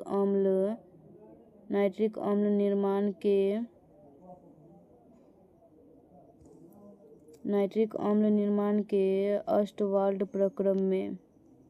वे पदार्थ जो द्रवित अवस्था में या जलीय विलयन में विद्युत का संचालन करते हैं क्या कहलाते हैं? इसका सही आंसर हो जाएगा ऑप्शन बी, विद्युत अपघट्य। तो चलिए इसका सॉल्यूशन देखते हैं। ये पदार्थ जो द्रवित अवस्था में या जलीय विलयन में विद्युत का संचालन करते विद्युत अपघट्य कहलाते हैं। विद्युत अपघट्य ये वो पदार्थ है जो जब पिघली हुई अवस्था द्रवित अवस्था में होते हैं या पानी में घोले जाते हैं, जलीय विलयन बनाते हैं तो वे आयनों में टूट जाते हैं। ये मुक्त आयन विद्युत धारा का संचालन करते हैं। उदाहरण के लिए नमक NaCl पानी के घुलने पर सोडियम प्लस और क्लोरीन माइनस आयन में टूट जाता है, जिससे विलयन विद्युत का सुचालक बन जाता है।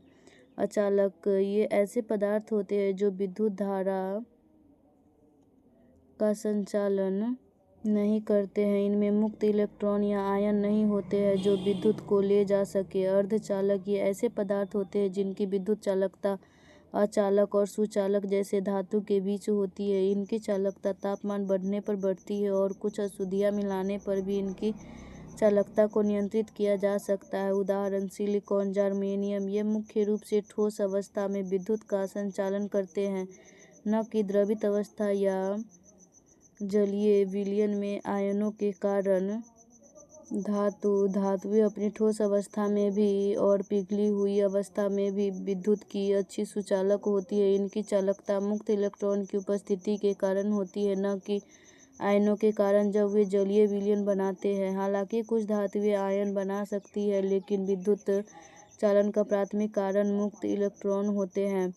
प्रश्न विशेष रूप से उन पदार्थों के बारे में पूछ रहा है जो द्रवित अवस्था में या जलीय विलयन में विद्युत का संचालन करते हैं, जो विद्युत अपघट्यों की परिभाषित विशेषता है। पुष्पीय पौधों का अध्ययन किस शाखा में करते हैं? तो इसका सही आंसर हो जाएगा ऑप्शन बी, फेनरोगेम्स। तो चलिए इसका सॉल्यूशन देखते हैं। पुष्पीय पौधों का अध्ययन वनस्पति विज्ञान की शाखा फेनरोगेम्स के अंतर्गत किया जाता है। फेनरोगेम्स में ऐसे पौधे शामिल होते हैं जिनमें फूल, फल और बीज होते हैं। क्रिप्टोगेम्स ऐसे पौधे या पौधे जैसे जीव जिनमें फूल और बीज नहीं होते और जो बीजाणुओं के माध्यम से प्रजनन करते हैं, जैसे शैवाल, कवक, लाइकेन, मॉस और फर्न जैसे पौधे इसमें शामिल होते हैं। ब्रायोफाइट्स ये वे पौधे हैं जो छायादार और नम क्षेत्र में उगते हैं और आकार में छोटे होते हैं। इनमें संवहनी ऊतक नहीं होते हैं। इसमें मॉस, हॉर्नवॉर्ट और लिवखार्ट जैसे भ्रूणफाइट शामिल हैं। टेरिडोफाइट्स ये संवहनी पौधे हैं जो बीज या फूल नहीं पैदा करते हैं तथा बीजाणुओं के माध्यम से प्रजनन करते हैं। पादप कोशिकाएं जंतु कोशिकाओं से किसकी अनुपस्थिति के कारण भिन्न होती है? तो इसका सही आंसर हो जाएगा ऑप्शन सी, तारक केंद्र, सेंट्रियोल। तो चलिए इसका सोल्यूशन देखते हैं। पादप कोशिकाओं में तारक केंद्र, सेंट्रियोल अनुपस्थित रहता है, जबकि जंतु कोशिकाओं में यह पाया जाता है। पादप कोशिका एवं जंतु कोशिका में कुछ महत्वपूर्ण अंतर। पादप कोशिकाएं, अधिकांश पादप कोशिकाओं में तारक केंद्र नहीं होते हैं। पादप कोशिका में सेंट्रोसोम नहीं पाया जाता है। कुछ पौधों को छोड़कर अन्य सभी में पर्णहरित पाया जाता है। पादप कोशिकाओं में कोशिका भित्ति पाई जाती है जो सेल्यूलोज की बनी होती है। जंतु कोशिकाएं, अधिकांश जंतु कोशिकाओं में तारक केंद्र होते हैं। जंतु कोशिका में सेंट्रोसोम रहता है जो कोशिका विभाजन में मदद करता है। जंतुओं में पर्णहरित नहीं पाया जाता है। जंतु कोशिका में कोशिका भित्ति नहीं पाई जाती है। निम्न में कौन सा जोड़ा गलत है? तो इसका सही आंसर हो जाएगा ऑप्शन सी, सूरजमुखी संपुट। तो चलिए इसका सोल्यूशन देखते हैं। सूरजमुखी संपुट नहीं है। फलों के प्रकार, फल का नाम, सरस फल, अंगूर, सुपारी, अमरूद, केला, टमाटर, जामुन, पपीता, खजूर। अष्टी फल, बेर, बादाम, आड़ू, अखरोट, आम, नारियल। सोरोसिस, अनानास, कटहल, शहतूत। संपुट फल, संपुट भिंडी, पोम, नाशपाती। अधिकांश कीट शोषण कैसे करते हैं? तो इसका सही आंसर हो जाएगा ऑप्शन डी, वातक तंत्र से। तो चलिए इसका सोल्यूशन देखते हैं। अधिकांश कीट वातक तंत्र द्वारा शोषण करते हैं। यह एक नेटवर्क है जिसमें नलिकाएं और छोटे छिद्र शामिल होते हैं जो कीट के शरीर के किनारों पर स्थित होते हैं। जीभ, श्वसन अंग, मेढक, फेफड़ा, केंचुआ, नम त्वचा, तिलचट्टा, श्वसन प्रणाल, मछली, क्लोम। विटामिन होते हैं। इसका सही आंसर होगा ऑप्शन ए, आवश्यक कार्बनिक यौगिक जिनका संश्लेषण शरीर में नहीं होता। तो चलिए इसका सोल्यूशन देखते हैं। विटामिन आवश्यक कार्बनिक यौगिक होते हैं जिनका संश्लेषण शरीर में नहीं होता है, इसीलिए इन्हें प्रतिदिन भोजन से ग्रहण करना आवश्यक होता है। सन 1881 में लुनिन ने विटामिन के अस्तित्व की खोज की और बताया कि स्वास्थ्य शरीर के लिए भोजन में अन्य पदार्थों के अतिरिक्त अन्य अज्ञात पदार्थ का भी सूक्ष्म मात्रा में होना आवश्यक है। विटामिन, वसा में घुलनशील विटामिन ए, डी और के, जल में घुलनशील विटामिन बी और सी। सूची 1 को सूची 2 से सम्मिलित करें तथा कूट की सहायता से सही उत्तर का चयन करें। तो इसका सही आंसर हो जाएगा ऑप्शन सी, 3, 4, 1, 2। सही सुमेलित है। सिलिकॉन कार्बाइड, कृत्रिम हीरा, कार्बन तंतु, वायुयान, कार्बन डाइऑक्साइड, प्रकाश संश्लेषण, डाइक्लोरा डाइफ्लोरो मेथेन, प्रशीतक। निम्नलिखित में से कौन सा पदार्थ प्रोटीन नहीं है? तो इसका सही आंसर हो जाएगा ऑप्शन ए, कपास। तो चलिए इसका सोल्यूशन देखते हैं। कपास प्रोटीन नहीं है। कपास एक पौधा आधारित रेशा है जो मुख्य रूप से सेल्यूलोज, एक कार्बोहाइड्रेट से बना होता है। केश, बाल, केरोटीन, खुर अथवा नाखून, लूता, रेशम, स्पाइडर सिल्क आदि प्रोटीन है अथवा इसमें प्रोटीन पाया जाता है।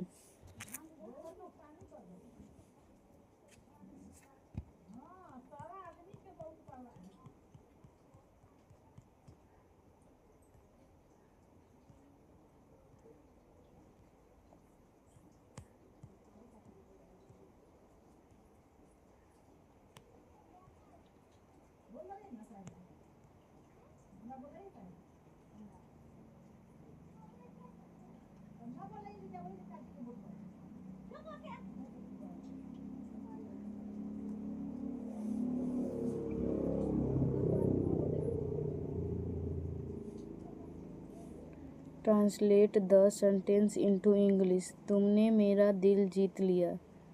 ये इंग्लिश का क्वेश्चन है। इसका सही आंसर हो जाएगा option B, you won my heart. Change the sentence into passive voice, somebody has stolen his purse. तो इसका सही आंसर हो जाएगा option number D, his purse has been stolen. Next question है, change the sentence from direct speech to indirect speech. Ramesh said I like this film. तो इसका सही answer हो जाएगा option number D, Ramesh said that he liked that film. Question है question number 71, अक्षर वर्ण किसके योग से बना है? इसका सही आंसर हो जाएगा ऑप्शन ए, क प्लस मूर्धन्य स से। नेक्स्ट क्वेश्चन है क्वेश्चन नंबर 72, जगदीश में कौन सी संधि है? तो इसका सही आंसर हो जाएगा ऑप्शन नंबर बी, व्यंजन संधि है। नेक्स्ट क्वेश्चन है क्वेश्चन नंबर 73, तो इसका है, ओलंपिक खेलों में भाग लेने वाली प्रथम भारतीय महिला खिलाड़ी कौन है? तो इसका सही आंसर हो जाएगा ऑप्शन डी, मैरी लीला राव। तो चलिए इसका सॉल्यूशन देखते हैं। ओलंपिक खेलों में भाग लेने वाली प्रथम भारतीय महिला खिलाड़ी मैरी लीला राव है। उन्होंने 1956 के ओलंपिक में 100 मीटर स्प्रिंट दौड़ में भाग लिया था। हालांकि वे क्वालिफाइंग दौड़ में ही स्पर्धा से बाहर हो गई थी। कर्णम मल्लेश्वरी ओलंपिक में कोई पदक पाने वाली प्रथम भारतीय महिला थी जिन्होंने कांस्य पदक जीती थी। साइना नेहवाल ओलंपिक बैडमिंटन में कांस्य पदक जीतने वाली प्रथम भारतीय महिला थी। पीटी उषा व्यक्तिगत ट्रैक मुकाबले में ओलंपिक फाइनल तक पहुंचने वाली प्रथम भारतीय महिला थी। परीक्षा उपयोगी भारत में प्रथम महिला। लगातार 2 ओलंपिक में पदक जीतने वाली पीवी सिंधु। पैरा ओलंपिक में स्वर्ण पदक जीतने वाली अबनी लेखरा। एशियाड में स्वर्ण पदक जीतने वाली विनेश फोगाट। एशियाई खेलों में स्वर्ण पदक जीतने वाली कमलजीत संधू। ओलंपिक महिला कुश्ती में कांस्य पदक साक्षी मलिक 2016 रियो ओलंपिक में मुक्केबाजी महिला में कांस्य पदक Mary Kom 2012 London Olympic badminton में रजत पदक और विश्व बैडमिंटन चैंपियनशिप में महिला एकल का खिताब जीतने वाली प्रथम महिला पीवी सिंधु। ओलंपिक की जिम्नास्टिक प्रतिस्पर्धा के लिए क्वालिफाई करने वाली दीपा कर्माकर। एवरेस्ट पर लगातार 2 बार चढ़ने वाली संतोष यादव। इंग्लिश चैनल पार करने वाली महिला Aarti Shah. Question number 74, Aeroflot airlines विमान सेवा किस देश का है? इसका सही आंसर हो जाएगा ऑप्शन ए, रूस। तो चलिए इसका सॉल्यूशन देखते हैं। एरोफ्लोट एयरलाइंस विमान सेवा रूस देश का है। स्थापित 3 फरवरी 1923 ईस्वी। परिचालन शुरू 15 जुलाई 1923 ईस्वी। मुख्यालय मास्को, रूस। ये दुनिया की सबसे पुरानी सक्रिय एयरलाइनों में से एक है। आगे कुछ परीक्षा उपयोगी विश्व की प्रमुख अंतर्राष्ट्रीय विमान सेवाएं एवं देश। विमान सेवा देश, Air France France, Air India Bharat, Middle East Airlines Lebanon, Italian Airlines Alitalia Italy, Queensland and Northern Territory Australia, aerial service, Olympic Airways Greece, Cathay Pacific Airways Hong Kong, Polish State Air Service Poland, KLM Royal Dutch Airlines Netherland, Irish International Airlines Ireland, East African Airways पूर्वी Africa. The Hindu समाचार पत्र का प्रकाशन स्थल कहाँ है? तो इसका सही आंसर हो जाएगा ऑप्शन डी, चेन्नई। तो चलिए इसका सॉल्यूशन देख लेते हैं। हिंदू समाचार पत्र का प्रकाशन स्थल चेन्नई भारत में है। इसका साप्ताहिक पत्रिका के रूप में प्रकाशन वर्ष 1878 में आरंभ हुआ। यह दैनिक रूप में वर्ष 1889 में आरंभ हुआ। यह भारत के शीर्ष दैनिक अंग्रेजी समाचार पत्रों में से एक है। परीक्षा उपयोगी विश्व के प्रमुख समाचार पत्र एवं प्रकाशन स्थल। समाचार पत्र प्रकाशन स्थल Daily Independent London, Bangladesh Observer Dhaka, Hindustan Times Delhi, the Times of India Mumbai, Khaleej Times Dubai, Mainichi Shimbun Tokyo, People's Daily Beijing, La Repubblica Rome, Daily News, New York Times, New York.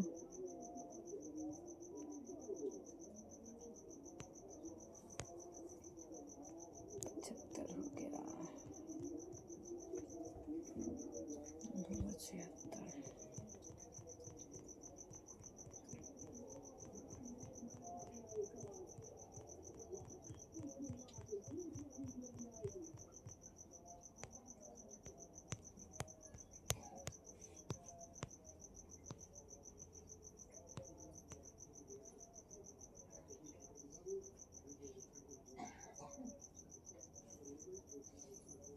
Darbhanga किस नदी के किनारे अवस्थित है? तो इसका सही आंसर हो जाएगा ऑप्शन डी, कमला नदी के किनारे। दरभंगा कमला एवं बागमती नदी के किनारे अवस्थित है। नदियों के किनारे अवस्थित बिहार के प्रमुख नगर: गंगा, पटना, बक्सर, भागलपुर, मोकामा, मुंगेर, सरयू, घाघरा, छपरा, बूढ़ी गंडक, मुजफ्फरपुर, समस्तीपुर, बेगूसराय, खगड़िया, चंपारण, पूर्वी पश्चिमी गंडक, नारायणी, हाजीपुर, सोनपुर, फल्गुनी, रंजना, गयाजी, पुनपुन, औरंगाबाद, जहानाबाद, पटना, सोन, पटना, मनेर, महानंदा, किशनगंज, पूर्णिया, कटिहार, बागमती, दरभंगा, शिवहर, मुजफ्फरपुर, समस्तीपुर, पूर्वी चंपारण, किऊल, लखीसराय, किऊल, दरधा, जहानाबाद। बिहार का अक्षांशीय विस्तार है, तो इसका सही आंसर हो जाएगा option C, 24 degree 20 minute 10 second से 27 डिग्री 31 मिनट 15 सेकेंड उत्तरी अक्षांश। प्रश्न नंबर 78, बिहार में अंग्रेजों को अपनी व्यापारिक केंद्र स्थापित करने में वास्तविक सफलता कब मिली? तो इसका सही आंसर हो जाएगा ऑप्शन सी, 1651 ईस्वी। चलिए इसका सोल्यूशन देख लेते हैं। अंग्रेजों ने 1620 ईस्वी में बिहार में पटना के आलमगंज में सर्वप्रथम अपनी व्यापारिक केंद्र स्थापित करने का प्रयास किया, किंतु उन्हें वास्तविक सफलता 1651 ईस्वी में मिली। अंग्रेजों की फैक्ट्री वर्तमान में गुलजार बाग स्थित गवर्नमेंट प्रिंटिंग प्रेस है। अंग्रेजों ने पटना में अपनी फैक्ट्री 1651 में मुगल शासक शाहजहां के शासनकाल में स्थापित की थी। 1664 में जॉब चार्नक को पटना फैक्ट्री का प्रधान बनाया गया। डचों ने बिहार में अपनी प्रथम फैक्ट्री 1632 ईस्वी में स्थापित की थी। वर्तमान पटना कॉलेज के उत्तरी इमारत में डच फैक्ट्री स्थापित थी। बिहार में डेनिश ने अपनी प्रथम फैक्ट्री 1774 में स्थापित की थी। पटना सिटी के नेपाली कोठी में डेनिश फैक्ट्री स्थित थी।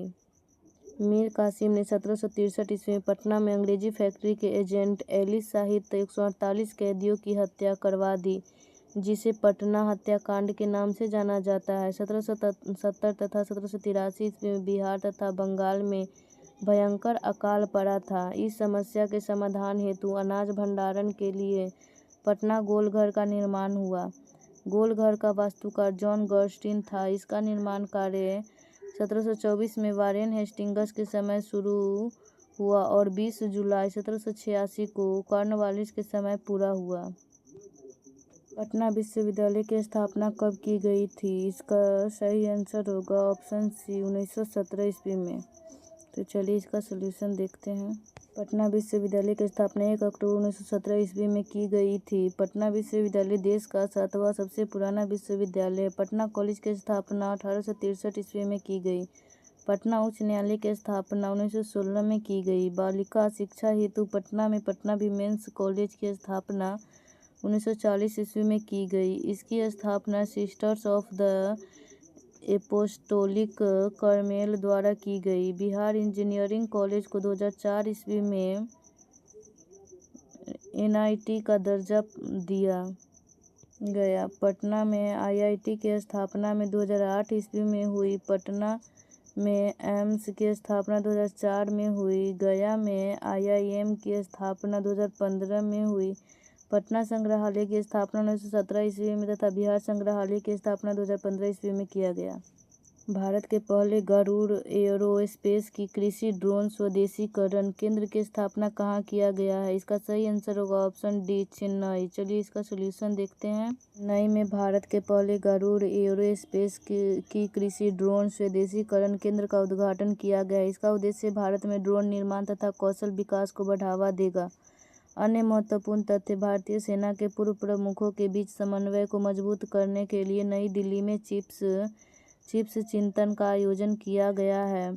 मिजोरम की राजधानी आइजोल पहली बार भारतीय रेलवे नेटवर्क से जुड़ गया है। बैराबी सेरांग रेलवे लाइन आइजोल को देश को अन्य हिस्सों से जोड़ती है।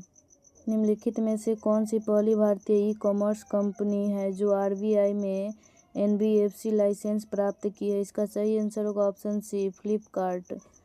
तो चलिए इसका सलूशन देख लेते हैं। फ्लिपकार्ट भारतीय रिजर्व बैंक से एनबीएफसी लाइसेंस प्राप्त करने वाली पहली भारतीय ई-कॉमर्स कंपनी बन गई है। अन्य महत्वपूर्ण तथ्य: पुडुचेरी विधानसभा के लिए राष्ट्रीय ई-विधान एप्लीकेशन नेवा शुरू किया गया है। असम सरकार राज्य के सीमावर्ती तथा संवेदनशील क्षेत्रों में रहने वालों के लिए हथियार का लाइसेंस देने की घोषणा की है। महाराष्ट्र सरकार ने राज्य में पहली कक्षा में विद्यार्थियों के लिए बुनियादी सैन्य प्रशिक्षण शुरू करने की घोषणा की है। अल्पसंख्यक समुदायों के संस्कृति और आर्थिक सशक्तिकरण के लिए लोक संवर्धन पर्व शुरू किया गया है। हाल ही में चर्चा में रही एवी लिस्ट किस चीज़ की गणना से संबंधित है? तो इसका सही आंसर हो जाएगा ऑप्शन सी, पक्षी। तो चलिए इसका सलूशन देख लेते हैं। इतिहास में पहली बार दुनिया की पहली वैश्विक एकीकृत पक्षी सूची एविलिस्ट नाम से आधिकारिक रूप से जारी की गई है। इसमें पक्षियों की 11,131 प्रजातियाँ, 19,879 उप प्रजातियाँ, 2,376 वंश तथा 252 कुल आदि शामिल हैं। अन्य महत्वपूर्ण तथ्य: लद्दाख के निवासियों के लिए स्थानीय नौकरियों में 85% तक आरक्षण का प्रावधान है। एक रिपोर्ट के अनुसार बेंगलुरु में अधिक तेंदुओं की संख्या के कारण इसे भारत का तेंदुआ राजधानी घोषित किया गया है। भारत के गिफ्ट सिटी में अपनी शाखा खोलने वाला पहला मिडिल ईस्ट बैंक क्यूएनबी किस देश की है? इसका सही आंसर होगा ऑप्शन सी, कतर। चलिए इसका सलूशन देख लेते हैं। भारत के गिफ्ट सिटी में अपनी शाखा खोलने वाला पहला मिडिल ईस्ट बैंक क्यूएनबी का संबंध कतर देश से है। अन्य महत्वपूर्ण तथ्य: वित्त वर्ष 2024 में सबसे ज्यादा जीएसटी संग्रह में महाराष्ट्र पहले तथा कर्नाटक दूसरे स्थान पर रहा है। सुप्रीम कोर्ट ने एक निर्णय में कहा है कि सिविल जज बनने हेतु न्यूनतम 3 वर्ष की वकालत अनिवार्य है। भारत के पहले 9,000 एचपी इलेक्ट्रिक लोकोमोटिव इंजन का उद्घाटन दाहोद, गुजरात में किया जाएगा। हाल ही में भारत सरकार ने company India Rare Earth Limited को किस देश के साथ दुर्लभ पृथ्वी तत्वों के निर्यात समझौतों को निलंबित करने का निर्देश दिया है? इसका सही आंसर ऑप्शन ए, जापान। इसका सलूशन देख लेते हैं। भारत सरकार ने company India Rare Earth Limited को जापान के साथ दुर्लभ पृथ्वी तत्वों के निर्यात समझौतों को निलंबित करने का निर्देश दिया है। अन्य महत्वपूर्ण तथ्य: शिल्पा हेल्थ ने सिल्फालाडिन आपका फास्ट एंड एक्सपर्ट नामक अभियान शुरू किया है। 12 जून 2025 को अहमदाबाद में एयर इंडिया विमान बोइंग 787 से 8 ड्रीमलाइनर दुर्घटनाग्रस्त हो गया। पंजाब सरकार औद्योगिक विकास को बढ़ावा देने के लिए उद्योग क्रांति की शुरुआत की है। प्रधानमंत्री नरेंद्र मोदी ने साइप्रस की आधिकारिक यात्रा के दौरान साइप्रस की प्रथम महिला फिलिपा कर्सेरा को किस राज्य में निर्मित चांदी का क्लच पर्स उपहार में दिए हैं? इसका सही आंसर होगा ऑप्शन सी, आंध्र प्रदेश। तो चलिए इसका सलूशन देख लेते हैं। प्रधानमंत्री नरेंद्र मोदी ने साइप्रस की आधिकारिक यात्रा के दौरान साइप्रस की प्रथम महिला फिलिपा कर्सेरा को आंध्र प्रदेश में निर्मित चांदी का क्लच पर्स उपहार में दिया। अन्य महत्वपूर्ण तथ्य: ब्लेज मेट्रेवली को जासूसी एजेंसी MI6 की पहली महिला प्रमुख नियुक्त किया गया है। प्रधानमंत्री नरेंद्र मोदी के क्रोएशिया के यात्रा के दौरान मेजबान प्रधानमंत्री ने नरेंद्र मोदी को बेजडीन का संस्कृत व्याकरण उपहार में दिया। मुख्यमंत्री गुरु शिष्य परंपरा योजना हाल ही में किस राज्य द्वारा प्रारंभ किया गया है? इसका सही आंसर होगा ऑप्शन डी, बिहार। मुख्यमंत्री गुरु शिष्य परंपरा योजना बिहार राज्य द्वारा प्रारंभ किया गया है। इस योजना के तहत गुरुओं को प्रोत्साहित करने हेतु प्रति माह 15,000 संगीतकारों को 7,500 एवं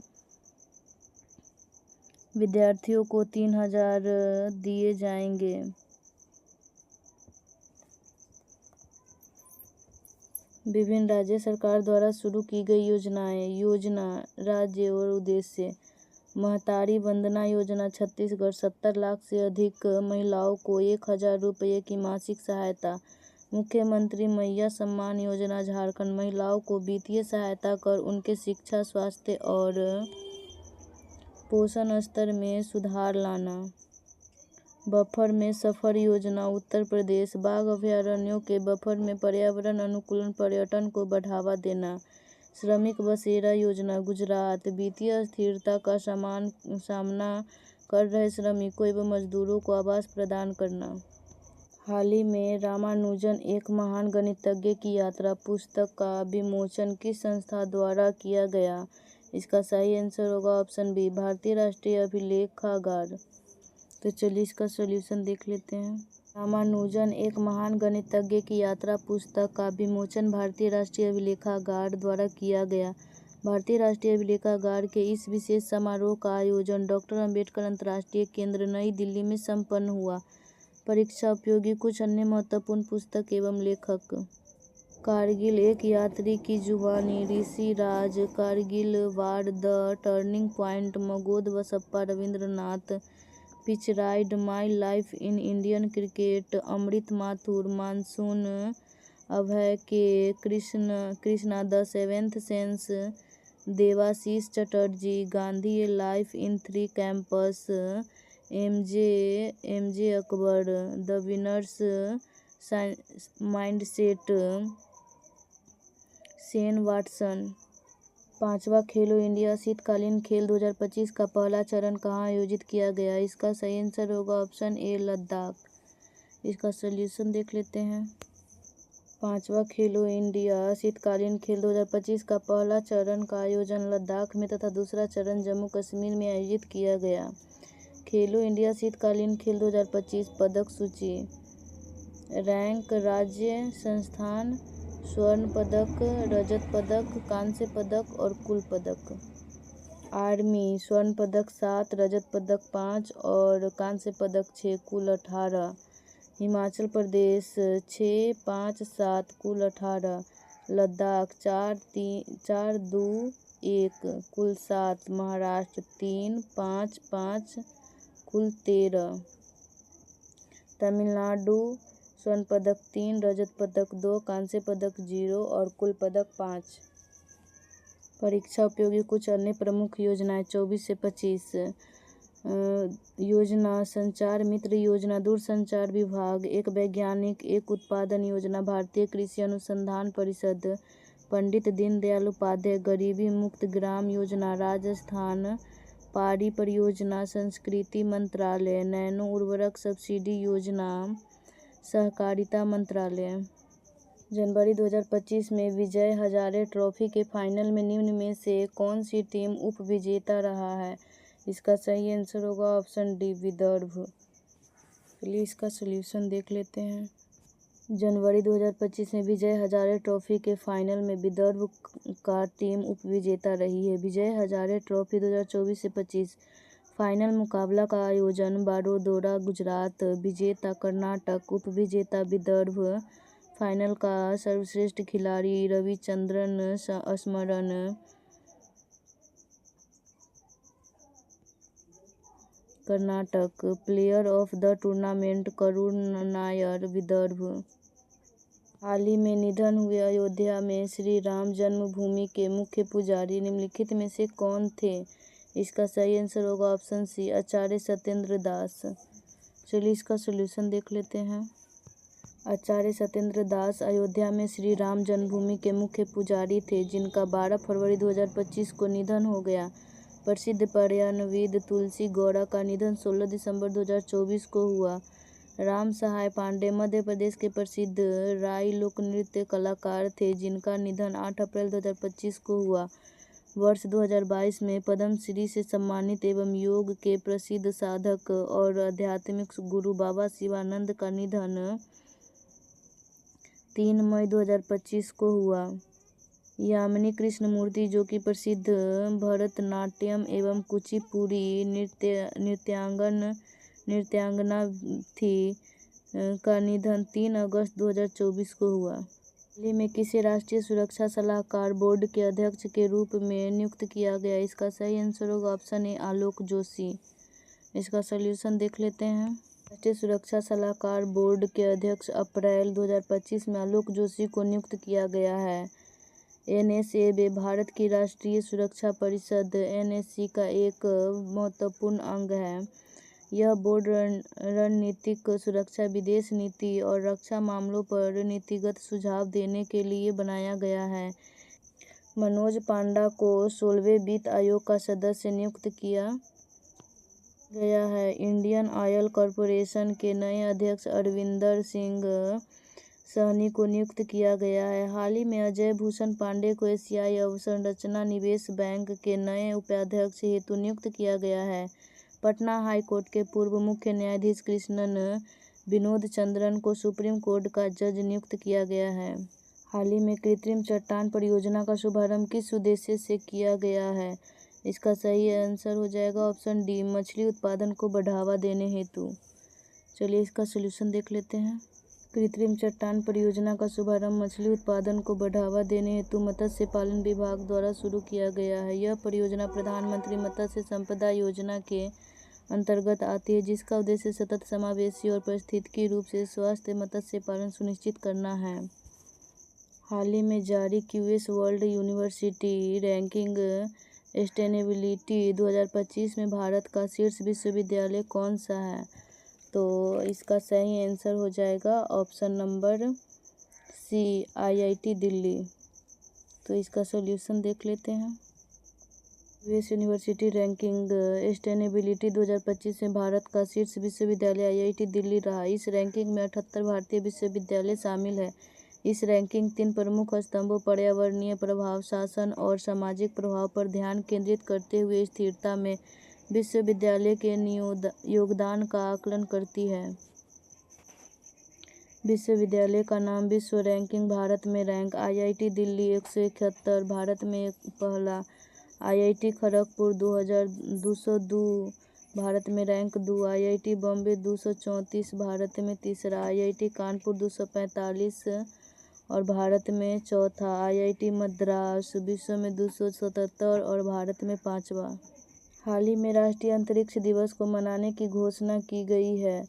तो इसका सही आंसर होगा ऑप्शन सी, 23 अगस्त को। राष्ट्रीय अंतरिक्ष दिवस को मनाने की घोषणा 23 अगस्त को की गई है। चंद्रयान 3 के चंद्रमा के दक्षिणी ध्रुव पर सफल लैंडिंग होने के उपलक्ष्य में इस दिन को प्रधानमंत्री नरेंद्र मोदी ने राष्ट्रीय अंतरिक्ष दिवस के रूप में मनाने की घोषणा की। हाल ही में शुरू किए गए कुछ नवीन दिवस और तिथि: पराक्रम दिवस 23 जनवरी, वीर बाल दिवस 26 दिसंबर, हैदराबाद मुक्ति दिवस 17 सितंबर, राष्ट्रीय डॉल्फिन दिवस 5 अक्टूबर, विश्व फुटबॉल दिवस 25 मई। दुनिया के पहले कार्बन न्यूट्रल बेबी बनने वाली बच्ची का क्या नाम है? इसका सही आंसर होगा ऑप्शन ए, आदवी। दुनिया के पहले कार्बन बेबी का नाम आदवी है। आदवी तमिलनाडु राज्य से संबंधित है। आदवी को एशिया बुक ऑफ रिकॉर्ड्स के द्वारा दुनिया की पहली कार्बन न्यूट्रल बेबी के रूप में मान्यता दी है। भारतीय सेना ने कोलकाता के फोर्ट विलियम, जो पूर्वी कमान का मुख्यालय है, का नाम बदलकर विजय दुर्ग कर दिया गया है। मध्य प्रदेश ने भारत की पहली ग्लोबल कैपेबिलिटी सेंटर्ड नीति 2025 पेश किया है। हाल ही में विश्व पशु स्वास्थ्य संगठन ने विश्व के पशु स्वास्थ्य की कौन सी स्थिति रिपोर्ट जारी की है? इसका सही आंसर होगा ऑप्शन ए, पहली रिपोर्ट। चलिए इसका सॉल्यूशन देख लेते हैं। 23 मई 2025 को विश्व पशु स्वास्थ्य संगठन ने अपनी पहली विश्व पशु स्वास्थ्य की स्थिति रिपोर्ट जारी की है, जिसमें संक्रामक पशु रोगों के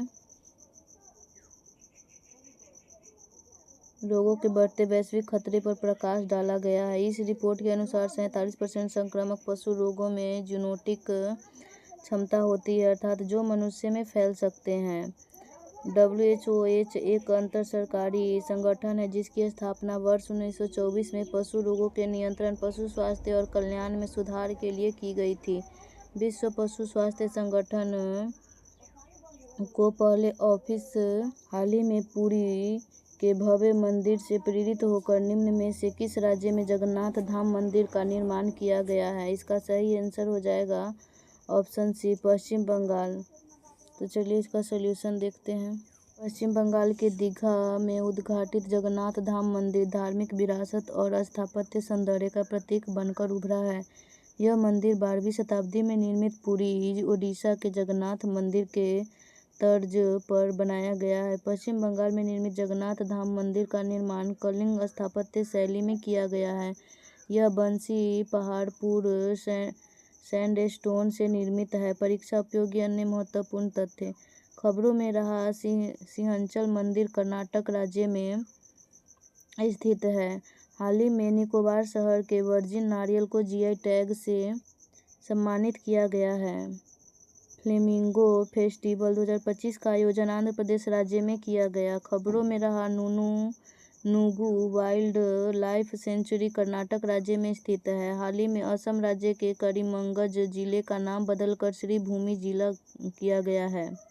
हाल ही में चर्चा में रहे हरा सोना नाम की किस्म है, तो इसका सही आंसर होगा ऑप्शन डी, बांस की।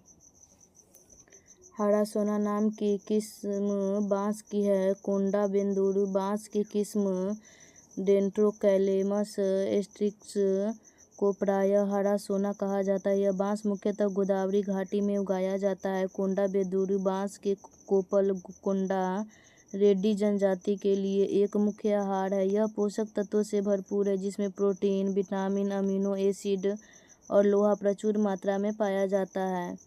परीक्षा उपयोगी अन्य महत्वपूर्ण तथ्य। भारत का पहला वन्यजीव बायो बैंक दार्जिलिंग स्थित पद्दाजा नायडू हिमालयन जूलॉजिकल पार्क में खोला गया। भारत के छत्तीसगढ़ राज्य में पहली सुपर क्रिटिकल थर्मल पावर परियोजना SCTPP की स्थापना की गई है। नई दिल्ली में 37वें कथक महोत्सव 2025 का शुभारंभ किया गया। हाल ही में भारत सरकार ने GDP की गणना के लिए नया आधार वर्ष 2022 से 23 को अपनाने का निर्णय लिया है। 23 अप्रैल 2025 को विश्व भर में मनाए गए विश्व पृथ्वी दिवस का केंद्रीय विषय हमारी शक्ति, हमारा ग्रह, आवर पावर, आवर प्लानेट था। Question number 99। हाल ही में बिहार के किस खिलाड़ी ने खेलो इंडिया यूथ गेम्स 2025 में 2000 मीटर स्टीपल चेंज में स्वर्ण पदक जीता है? इसका सही आंसर हो जाएगा ऑप्शन सी, खुशी यादव। तो चलिए इसका सॉल्यूशन देख लेते हैं। खेलो इंडिया यूथ गेम्स 2025 में 2000 मीटर स्टीपल चेंज में भागलपुर की खुशी यादव ने स्वर्ण पदक जीता। खेलो इंडिया यूथ गेम्स 2025 में बिहार वर्ष 2025 में पहली बार बिहार ने खेलो इंडिया यूथ गेम्स की मेजबानी की। आयोजन शहर पटना, गया, राजगीर, भागलपुर और बेगूसराय। बिहार ने इस प्रतियोगिता में कुल 36 पदक, 7 स्वर्ण, 12 रजत और 17 कांस्य जीते। पदक तालिका में बिहार 15वें स्थान पर रहा। अलका सिंह शॉट पुट और Khushi Yadav 2000 metre steeplechase Bihar के प्रमुख गोल्ड मेडलिस्ट रहे। अपराजिता मिश्रा मुजफ्फरपुर ने उत्तराखंड में आयोजित 38वीं राष्ट्रीय खेल में वुशु के नानक्वेन इवेंट में कांस्य पदक जीता है। बिहार के सारण जिले से संबंधित सविता सिंह अमेरिका में जज बनी हैं। यह साउथ एशिया की पहली महिला न्यायाधीश होंगी। मुंगेर जिला का खिलाड़ी अंकित कुमार ने 40वीं सीनियर राष्ट्रीय ताइक्वांडो प्रतियोगिता के सीनियर वर्ग बालक अंडर 54 किलोग्राम वर्ग में कांस्य पदक जीता। 100 हाल ही में बिहार सरकार द्वारा 35% महिला आरक्षण को केवल बिहार की मूल निवासी महिलाओं तक सीमित करने के लिए कब से बिहार अधिवास नीति लागू की गई है? तो इसका सही आंसर होगा ऑप्शन बी, 8 जुलाई 2025। बिहार के नए अधिवास नीति बिहार सरकार ने 8 जुलाई 2025 से लागू की है। यह निर्णय 2016 की नीति से बदलाव जिसमें अन्य राज्यों की महिलाएं भी इस आरक्षण का लाभ ले सकती थी। परीक्षा उपयोगी अन्य महत्वपूर्ण तथ्य बिहार अधिवास नियम 35% महिला आरक्षण पात्रता मानदंड के अनुसार बिहार में न्यूनतम 3 वर्ष का निवास, बिहार में मकान या भूमि का स्वामित्व आदि आवश्यक है। बिहार विधानमंडल परिसर में भारत रत्न जननायक कर्पूरी ठाकुर की 101वीं जयंती 24 जनवरी 2025 को मनाई गई।